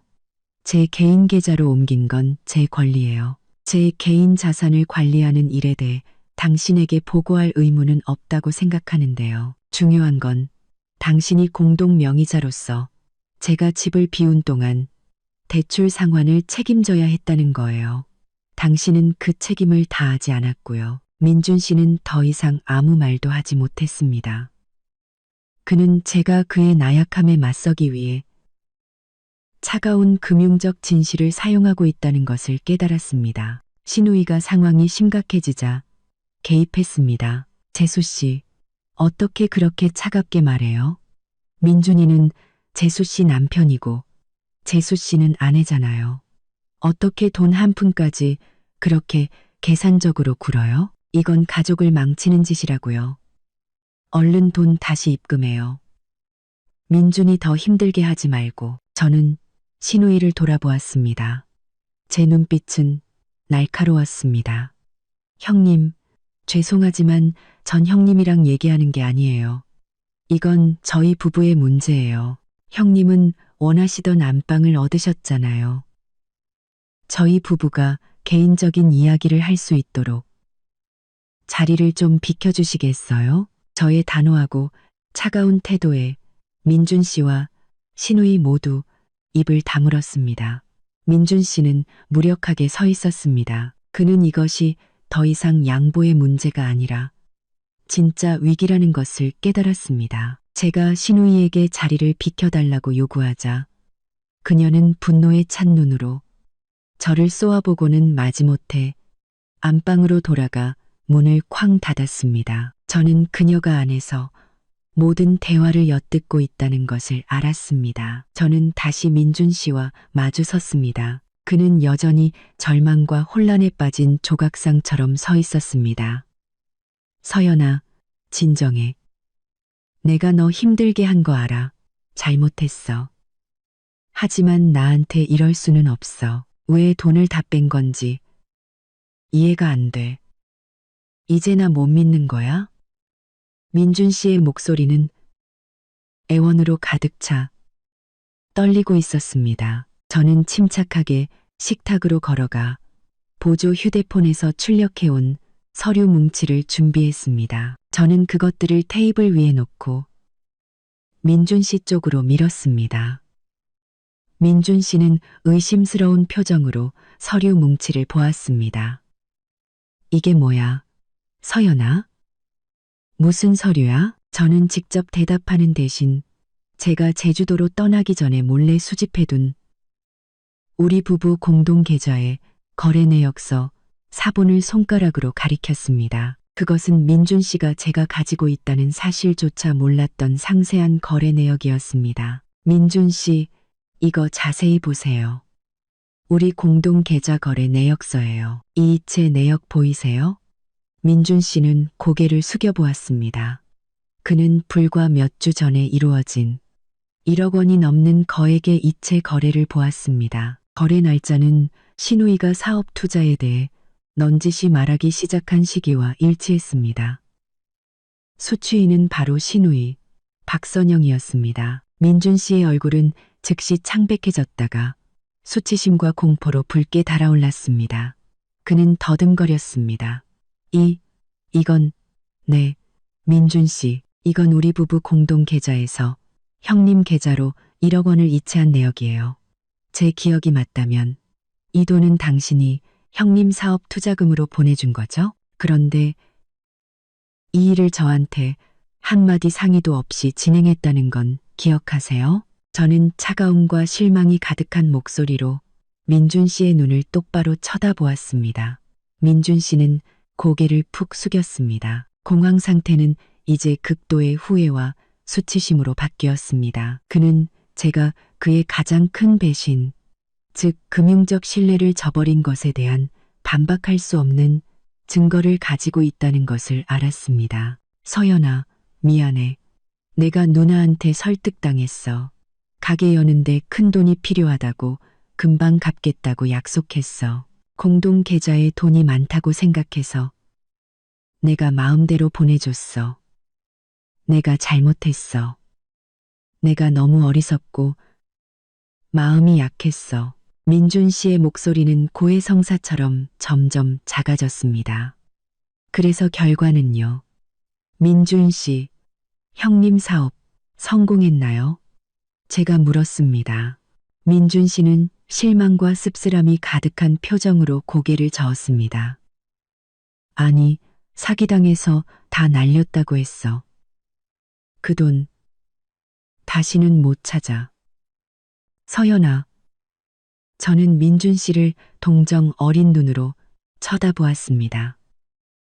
민준 씨, 어머님이 이혼을 위협하며 방을 양보하라고 압박한 건 그저 도화선이었을 뿐이에요. 당신이 몰래 공동재산 1억 원을 누나에게 주고 그 돈을 잃고도 저한테 숨긴 것. 그것이 바로 결혼 생활에서의 절대적인 신뢰를 깨뜨린 배신 행위예요.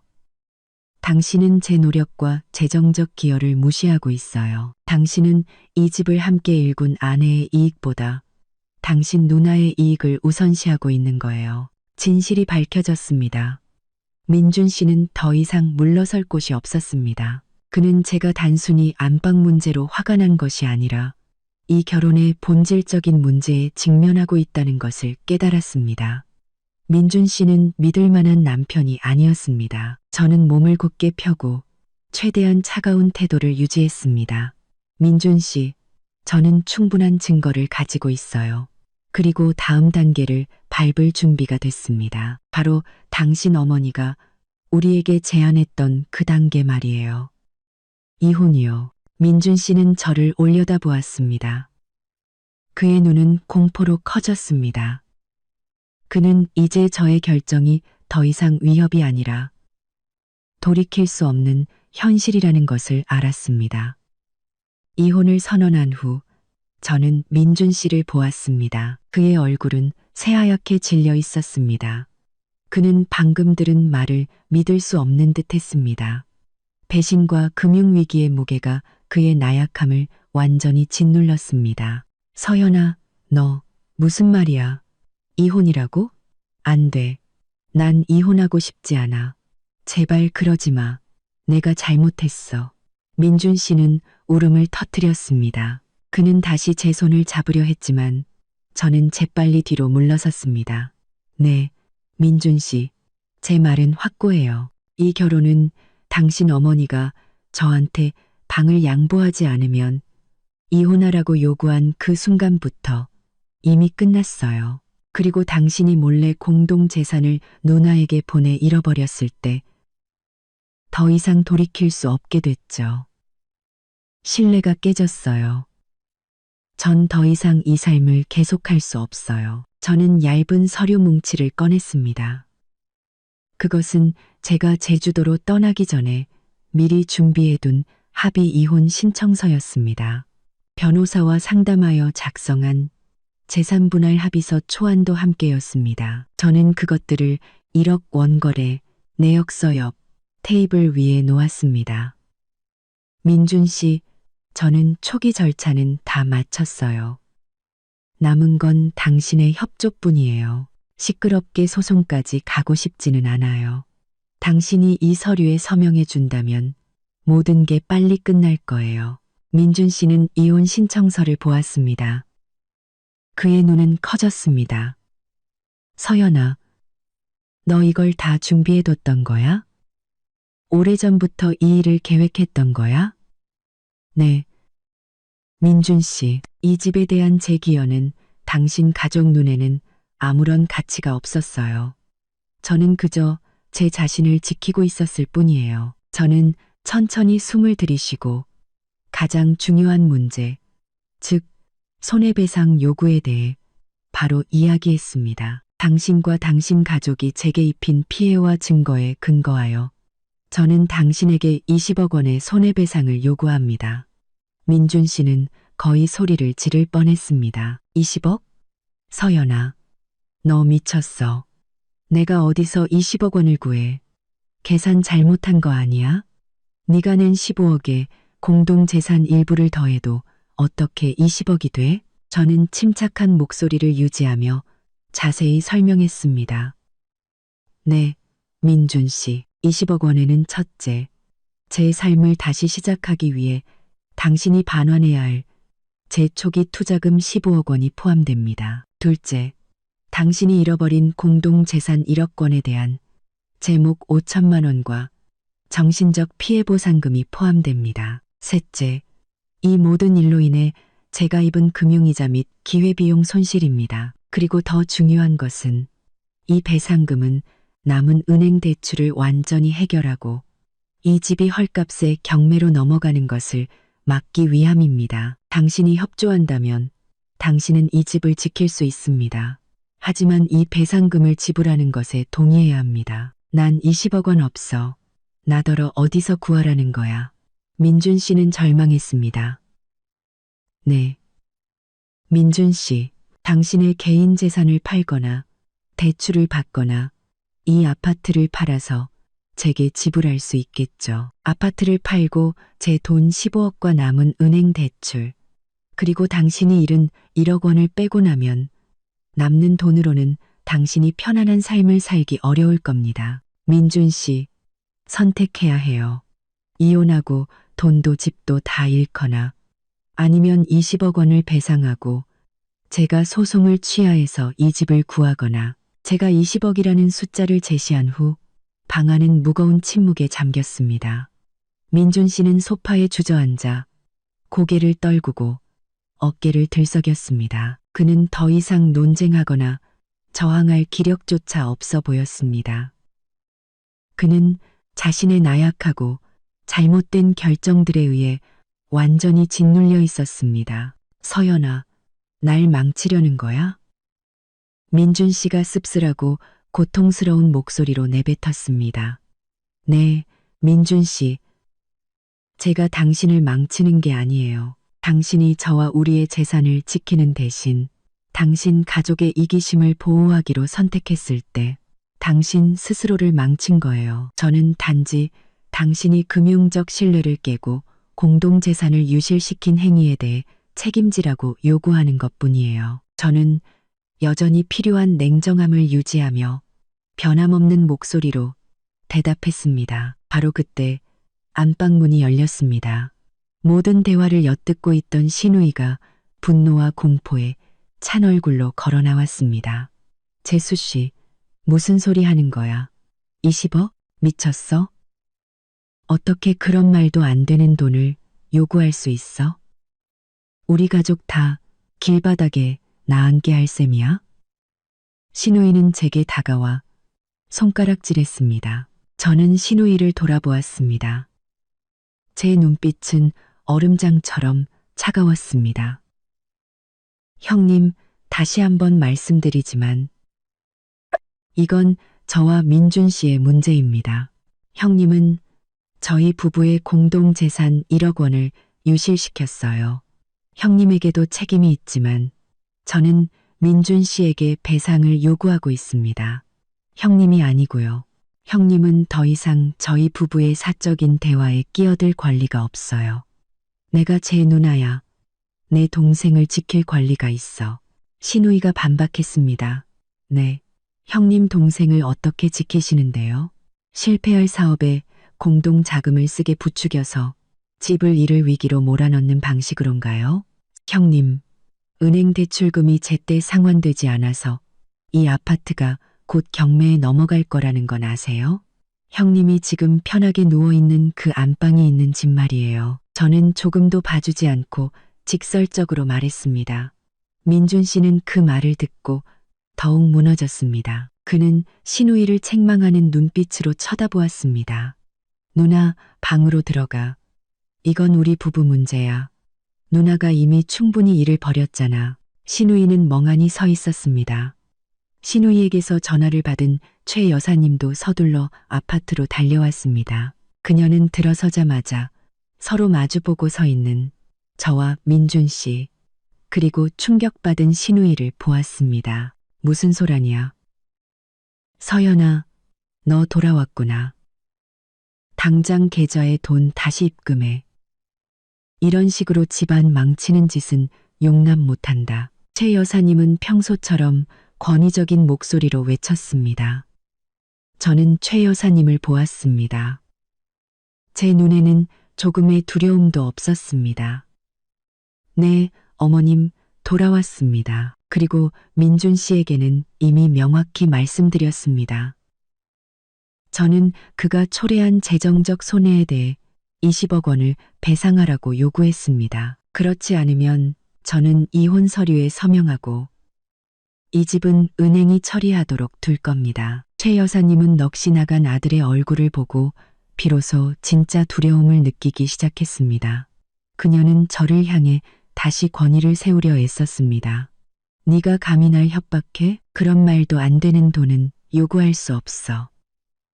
민준 씨는 어머니와 누나를 올려다보았습니다. 그의 눈에는 고통과 함께 비참한 현실에 대한 깨달음이 서려 있었습니다. 그는 제가 옳다는 것을 알았습니다.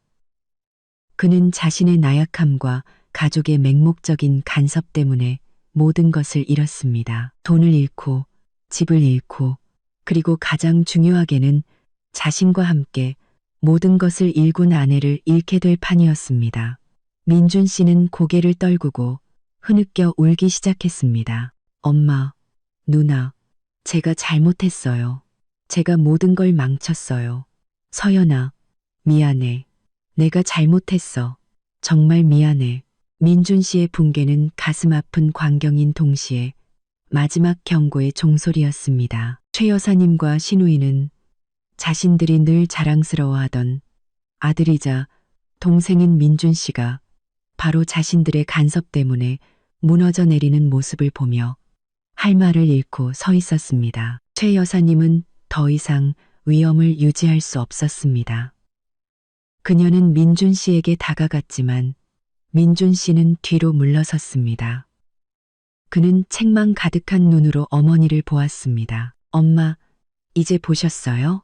전 모든 걸 잃었어요. 집도, 아내도, 돈도요. 전부 제가 나약하고 엄마와 누나의 마음을 상하게 할까봐 두려워했기 때문이에요. 제가 모든 걸 망쳤어요. 민준 씨는 흐느꼈습니다. 민준 씨는 저를 돌아보았습니다. 그의 붉게 충혈된 눈에는 진심 어린 후회가 가득했습니다. 그는 제 앞에 무릎을 꿇었습니다. 제가 예상치 못한 행동에 최 여사님과 신우이 모두 경악했습니다. 민준 씨의 목소리는 메어 있었습니다.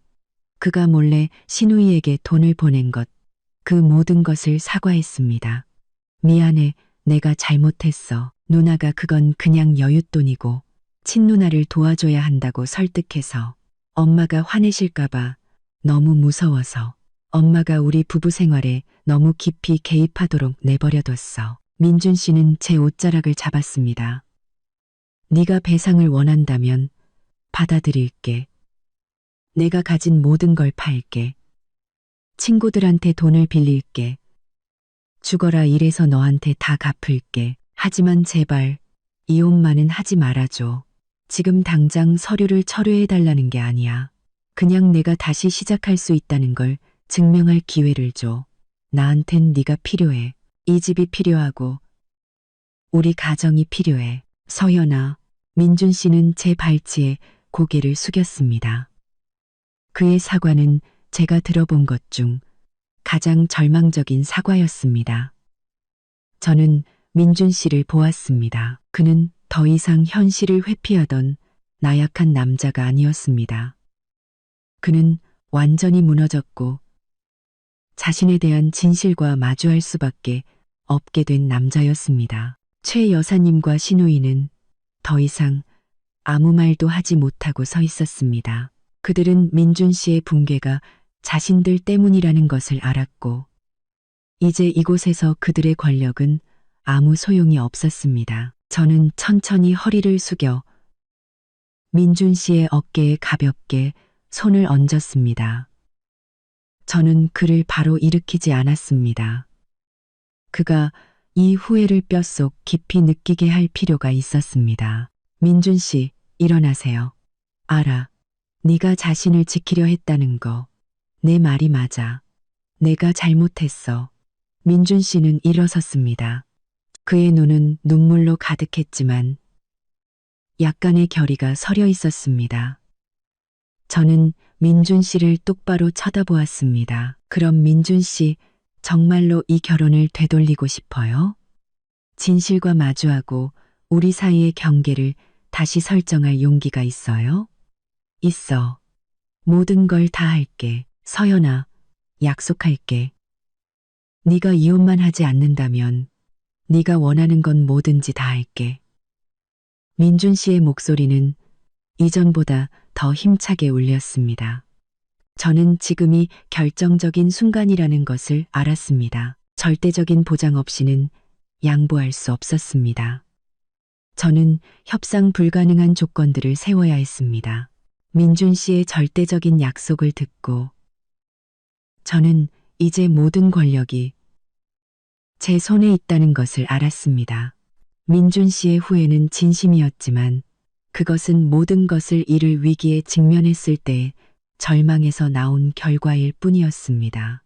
저는 말뿐인 사과를 받아들일 수 없었습니다. 이 결혼은 침범할 수 없는 명확한 경계와 함께 더 견고한 새로운 기반 위에서 재건되어야 했습니다. 저는 민준 씨를 본 뒤 방구석에 조용히 서 있는 최 여사님과 신우이를 돌아보았습니다. 민준 씨, 이 결혼을 되돌리고 싶다고 했죠. 그럼 당신이 제게 입힌 상처가 얼마나 깊은지 명확히 이해해야 해요. 제가 방을 양보한 것은 문제의 표면일 뿐, 당신의 나약함과 저에 대한 존중 부족을 보여준 마지막 신호였을 뿐이에요. 이 집의 아내이자 공동 소유주인 저에 대한 존중이요. 저는 잠시 말을 멈추고 민준 씨의 얼굴을 쳐다보았습니다. 그는 제 시선을 피하지 못했습니다. 핵심 문제는 제게 한마디 상의도 없이 공동재산을 신우이에게 넘겨준 신뢰의 배신이에요. 그것은 배우자를 존중하지 않고 제 재산과 노력을 존중하지 않는 사람의 행동입니다. 민준 씨, 당신은 우리의 금융적 경계와 결혼의 경계를 모두 무너뜨렸어요. 민준 씨는 고개를 숙였습니다. 그의 목소리는 메어 있었습니다. 알아, 서현아. 내가 잘못했어. 미안해. 다시는 그런 일 없을 거라고 약속할게. 말뿐인 약속은 충분하지 않아요. 민준 씨, 저는 이 경계를 다시 세우기 위한 구체적인 행동이 필요해요. 우리 부부의 삶은 독립적이며 그 누구도, 심지어 당신의 어머니나 누나라 할지라도 간섭할 권리가 없다는 것을 이해해야 해요. 당신이 우리의 작은 가정을 지키기 위해 나서지 않는다면 이 결혼은 더 이상 존재할 수 없어요. 최 여사님은 그 말을 듣고 더 이상 침묵을 지킬 수 없었습니다. 그녀는 한 걸음 앞으로 나서며 말했습니다. 서연아, 그게 무슨 말이니? 나는 네 시어머니고 선영이는 네 시누이야. 핏줄로 이어진 가족인데 어떻게 가족의 연을 끊으려 하니? 저는 최 여사님을 돌아보며 정중하지만 단호한 어조를 유지했습니다. 어머님, 저는 가족의 연을 끊으려는 게 아니에요. 단지 경계를 설정하려는 것뿐이에요. 저는 어머님과 형님을 존중하지만 저와 민준 씨의 결혼 생활은 저희 두 사람의 것입니다. 어머님은 예전에 안방 하나 때문에 민준 씨에게 저와 이혼하라고 요구하셨습니다. 먼저 이 결혼을 존중하지 않으신 건 어머님이세요. 그러니 저는 경계를 절대적으로 다시 설정할 것을 요구할 권리가 있습니다.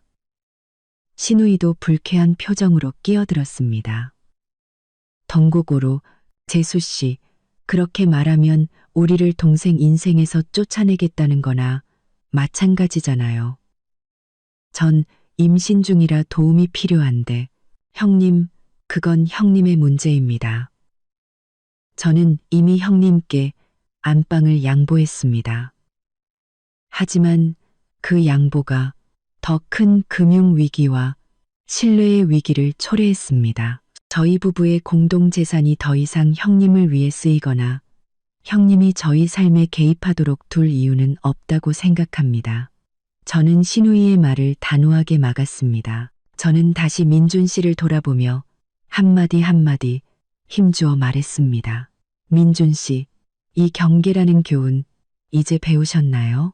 당신의 나약함이 얼마나 큰 손실을 초래했는지 명확히 이해하셨나요? 민준 씨는 힘차게 고개를 끄덕였습니다. 이해했어, 서연아. 약속할게. 다시는 이 실수를 반복하지 않을 거야. 제발 기회를 줘. 말해봐. 무슨 조건이든 다 받아들일게. 저는 민준 씨를 똑바로 쳐다본 뒤 최 여사님과 신우이를 힐끗 보았습니다. 제가 곧 제시할 조건들이 그들에게는 매우 가혹하리라는 것을 알았지만 그것이 제가 이혼 서류를 철회할 유일한 조건이었습니다. 네, 민준 씨. 당신이 다음 두 가지 절대 협상 불가능한 조건을 즉시 수락하고 실행한다면 이혼 서류 철회를 고려해 보겠습니다. 민준 씨는 결의에 찬 눈으로 마른 침을 삼켰습니다. 말해, 서연아. 다 받아들일게. 저는 그곳에 서서 분노와 두려움이 뒤섞인 표정을 짓고 있는 최 여사님을 보았습니다. 첫 번째 조건. 시어머님과 시누이는 당장 우리 아파트에서 나가셔야 합니다. 제 말이 끝나자마자 최 여사님은 즉시 격렬하게 반대했습니다. 뭐라고? 네가 미쳤구나. 네 시어머니와 시누이를 집에서 쫓아내겠다고? 이 집은 내 아들 집이야. 시누이도 소리쳤습니다. 재수 씨, 너무 심하잖아요. 전 임신 중인데 저더러 길바닥에 나앉으라는 거예요? 민준 씨는 즉시 어머니와 누나를 돌아보았습니다. 그의 얼굴은 엄격했고 그는 처음으로 절대적인 강경함을 보였습니다. 엄마, 누나, 제발 조용히 좀 해주세요. 이미 충분히 간섭하셨어요. 이제 저희 부부가 알아서 해결하게 놔두세요.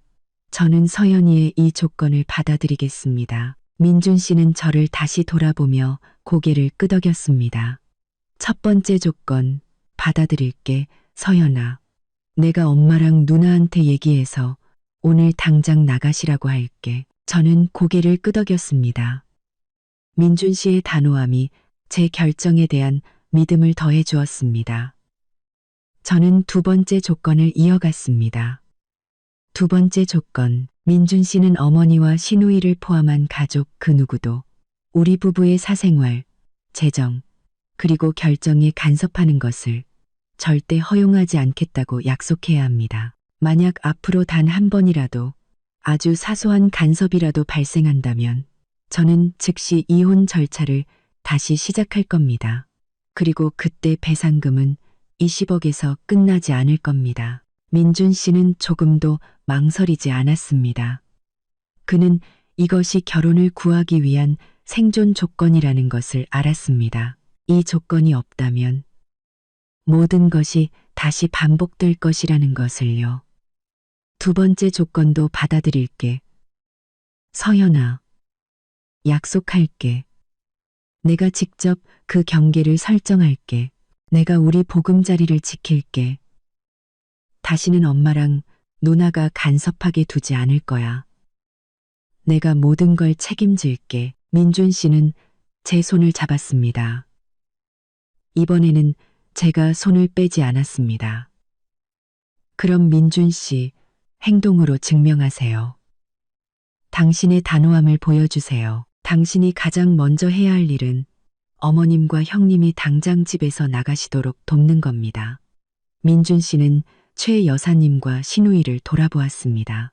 그의 얼굴에는 단호함과 함께 마음 아픈 감정이 서려 있었습니다. 엄마, 누나, 죄송해요. 하지만 저는 이미 결심했어요. 지금 당장 제 집에서 나가주셔야 해요. 제가 큰 실수를 저질렀고 이 결혼을, 이 집을 구하기 위해 서연이의 조건을 따라야만 해요. 최 여사님은 이 현실을 받아들일 수 없었습니다. 그녀는 증오에 찬 눈으로 저를 쳐다보았지만 민준 씨가 제 편에 섰기 때문에 아무것도 할 수 없었습니다. 민준아, 네가 감히 네 아내 때문에 엄마랑 누나를 집에서 쫓아내. 최 여사님이 울부짖었습니다. 네, 엄마.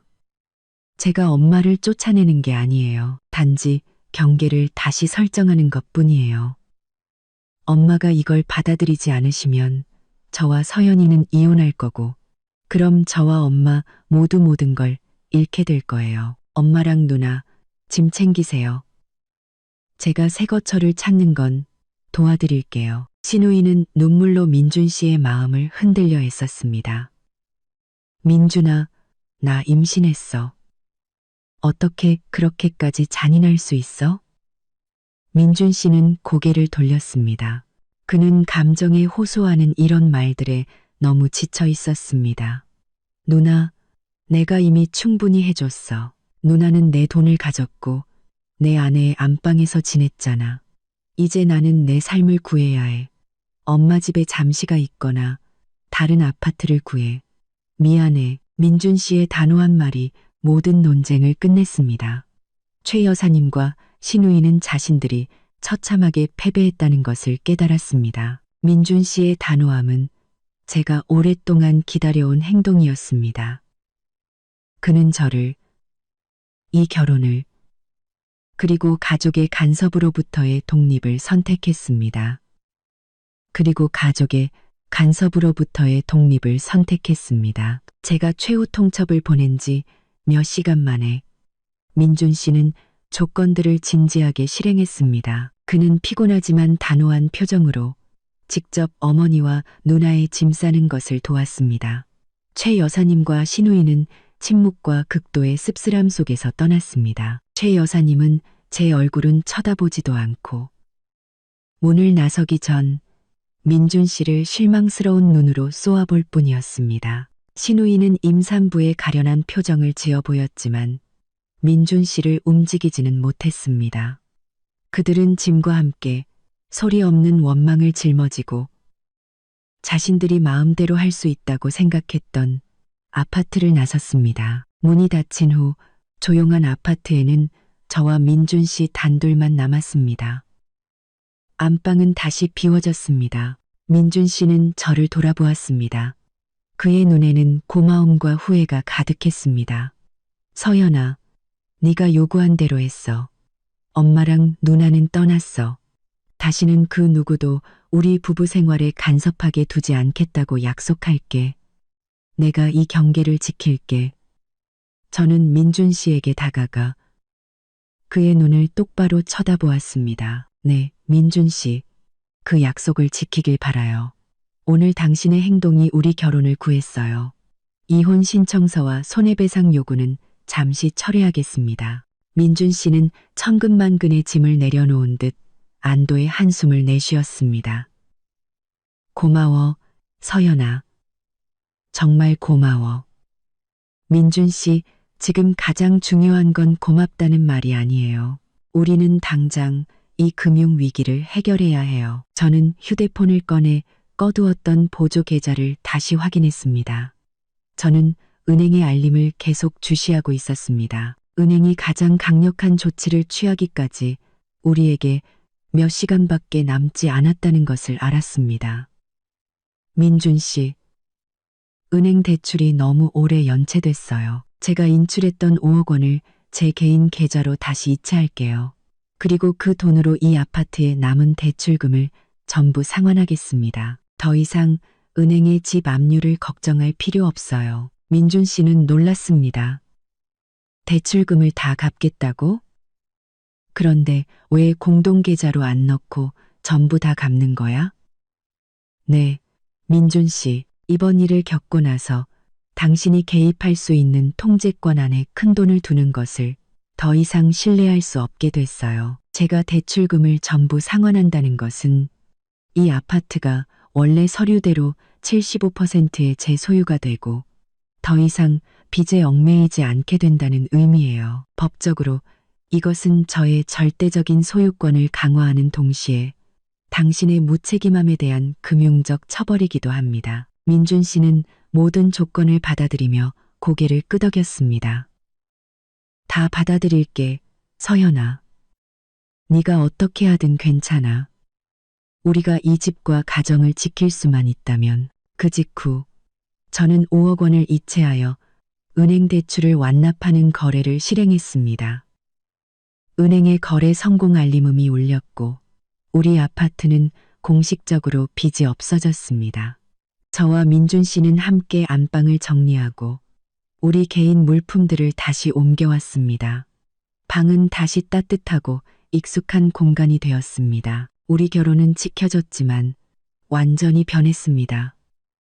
민준 씨는 더 이상 나약한 남편이 아니었습니다. 그는 강제로 성장하고 단호해져야만 했습니다. 저는 더 이상 양보하는 아내가 아니었습니다. 저는 게임의 규칙을 정하는 사람이 되었습니다. 이 집은 여전히 보금자리였지만 이제는 경계에 대한 절대적인 존중과 저의 권력이라는 더 견고한 기반 위에 세워졌습니다. 그날 밤 저와 민준 씨는 거실에 나란히 앉았습니다. 민준 씨가 제 손을 잡았습니다. 서연아, 날 버리지 않아줘서 고마워. 다시는 네가 이런 계산을 하게 만들지 않겠다고 약속할게. 끝까지 시청해주신 여러분께 진심으로 감사드립니다. 다음 영상에서 다시 뵙겠습니다.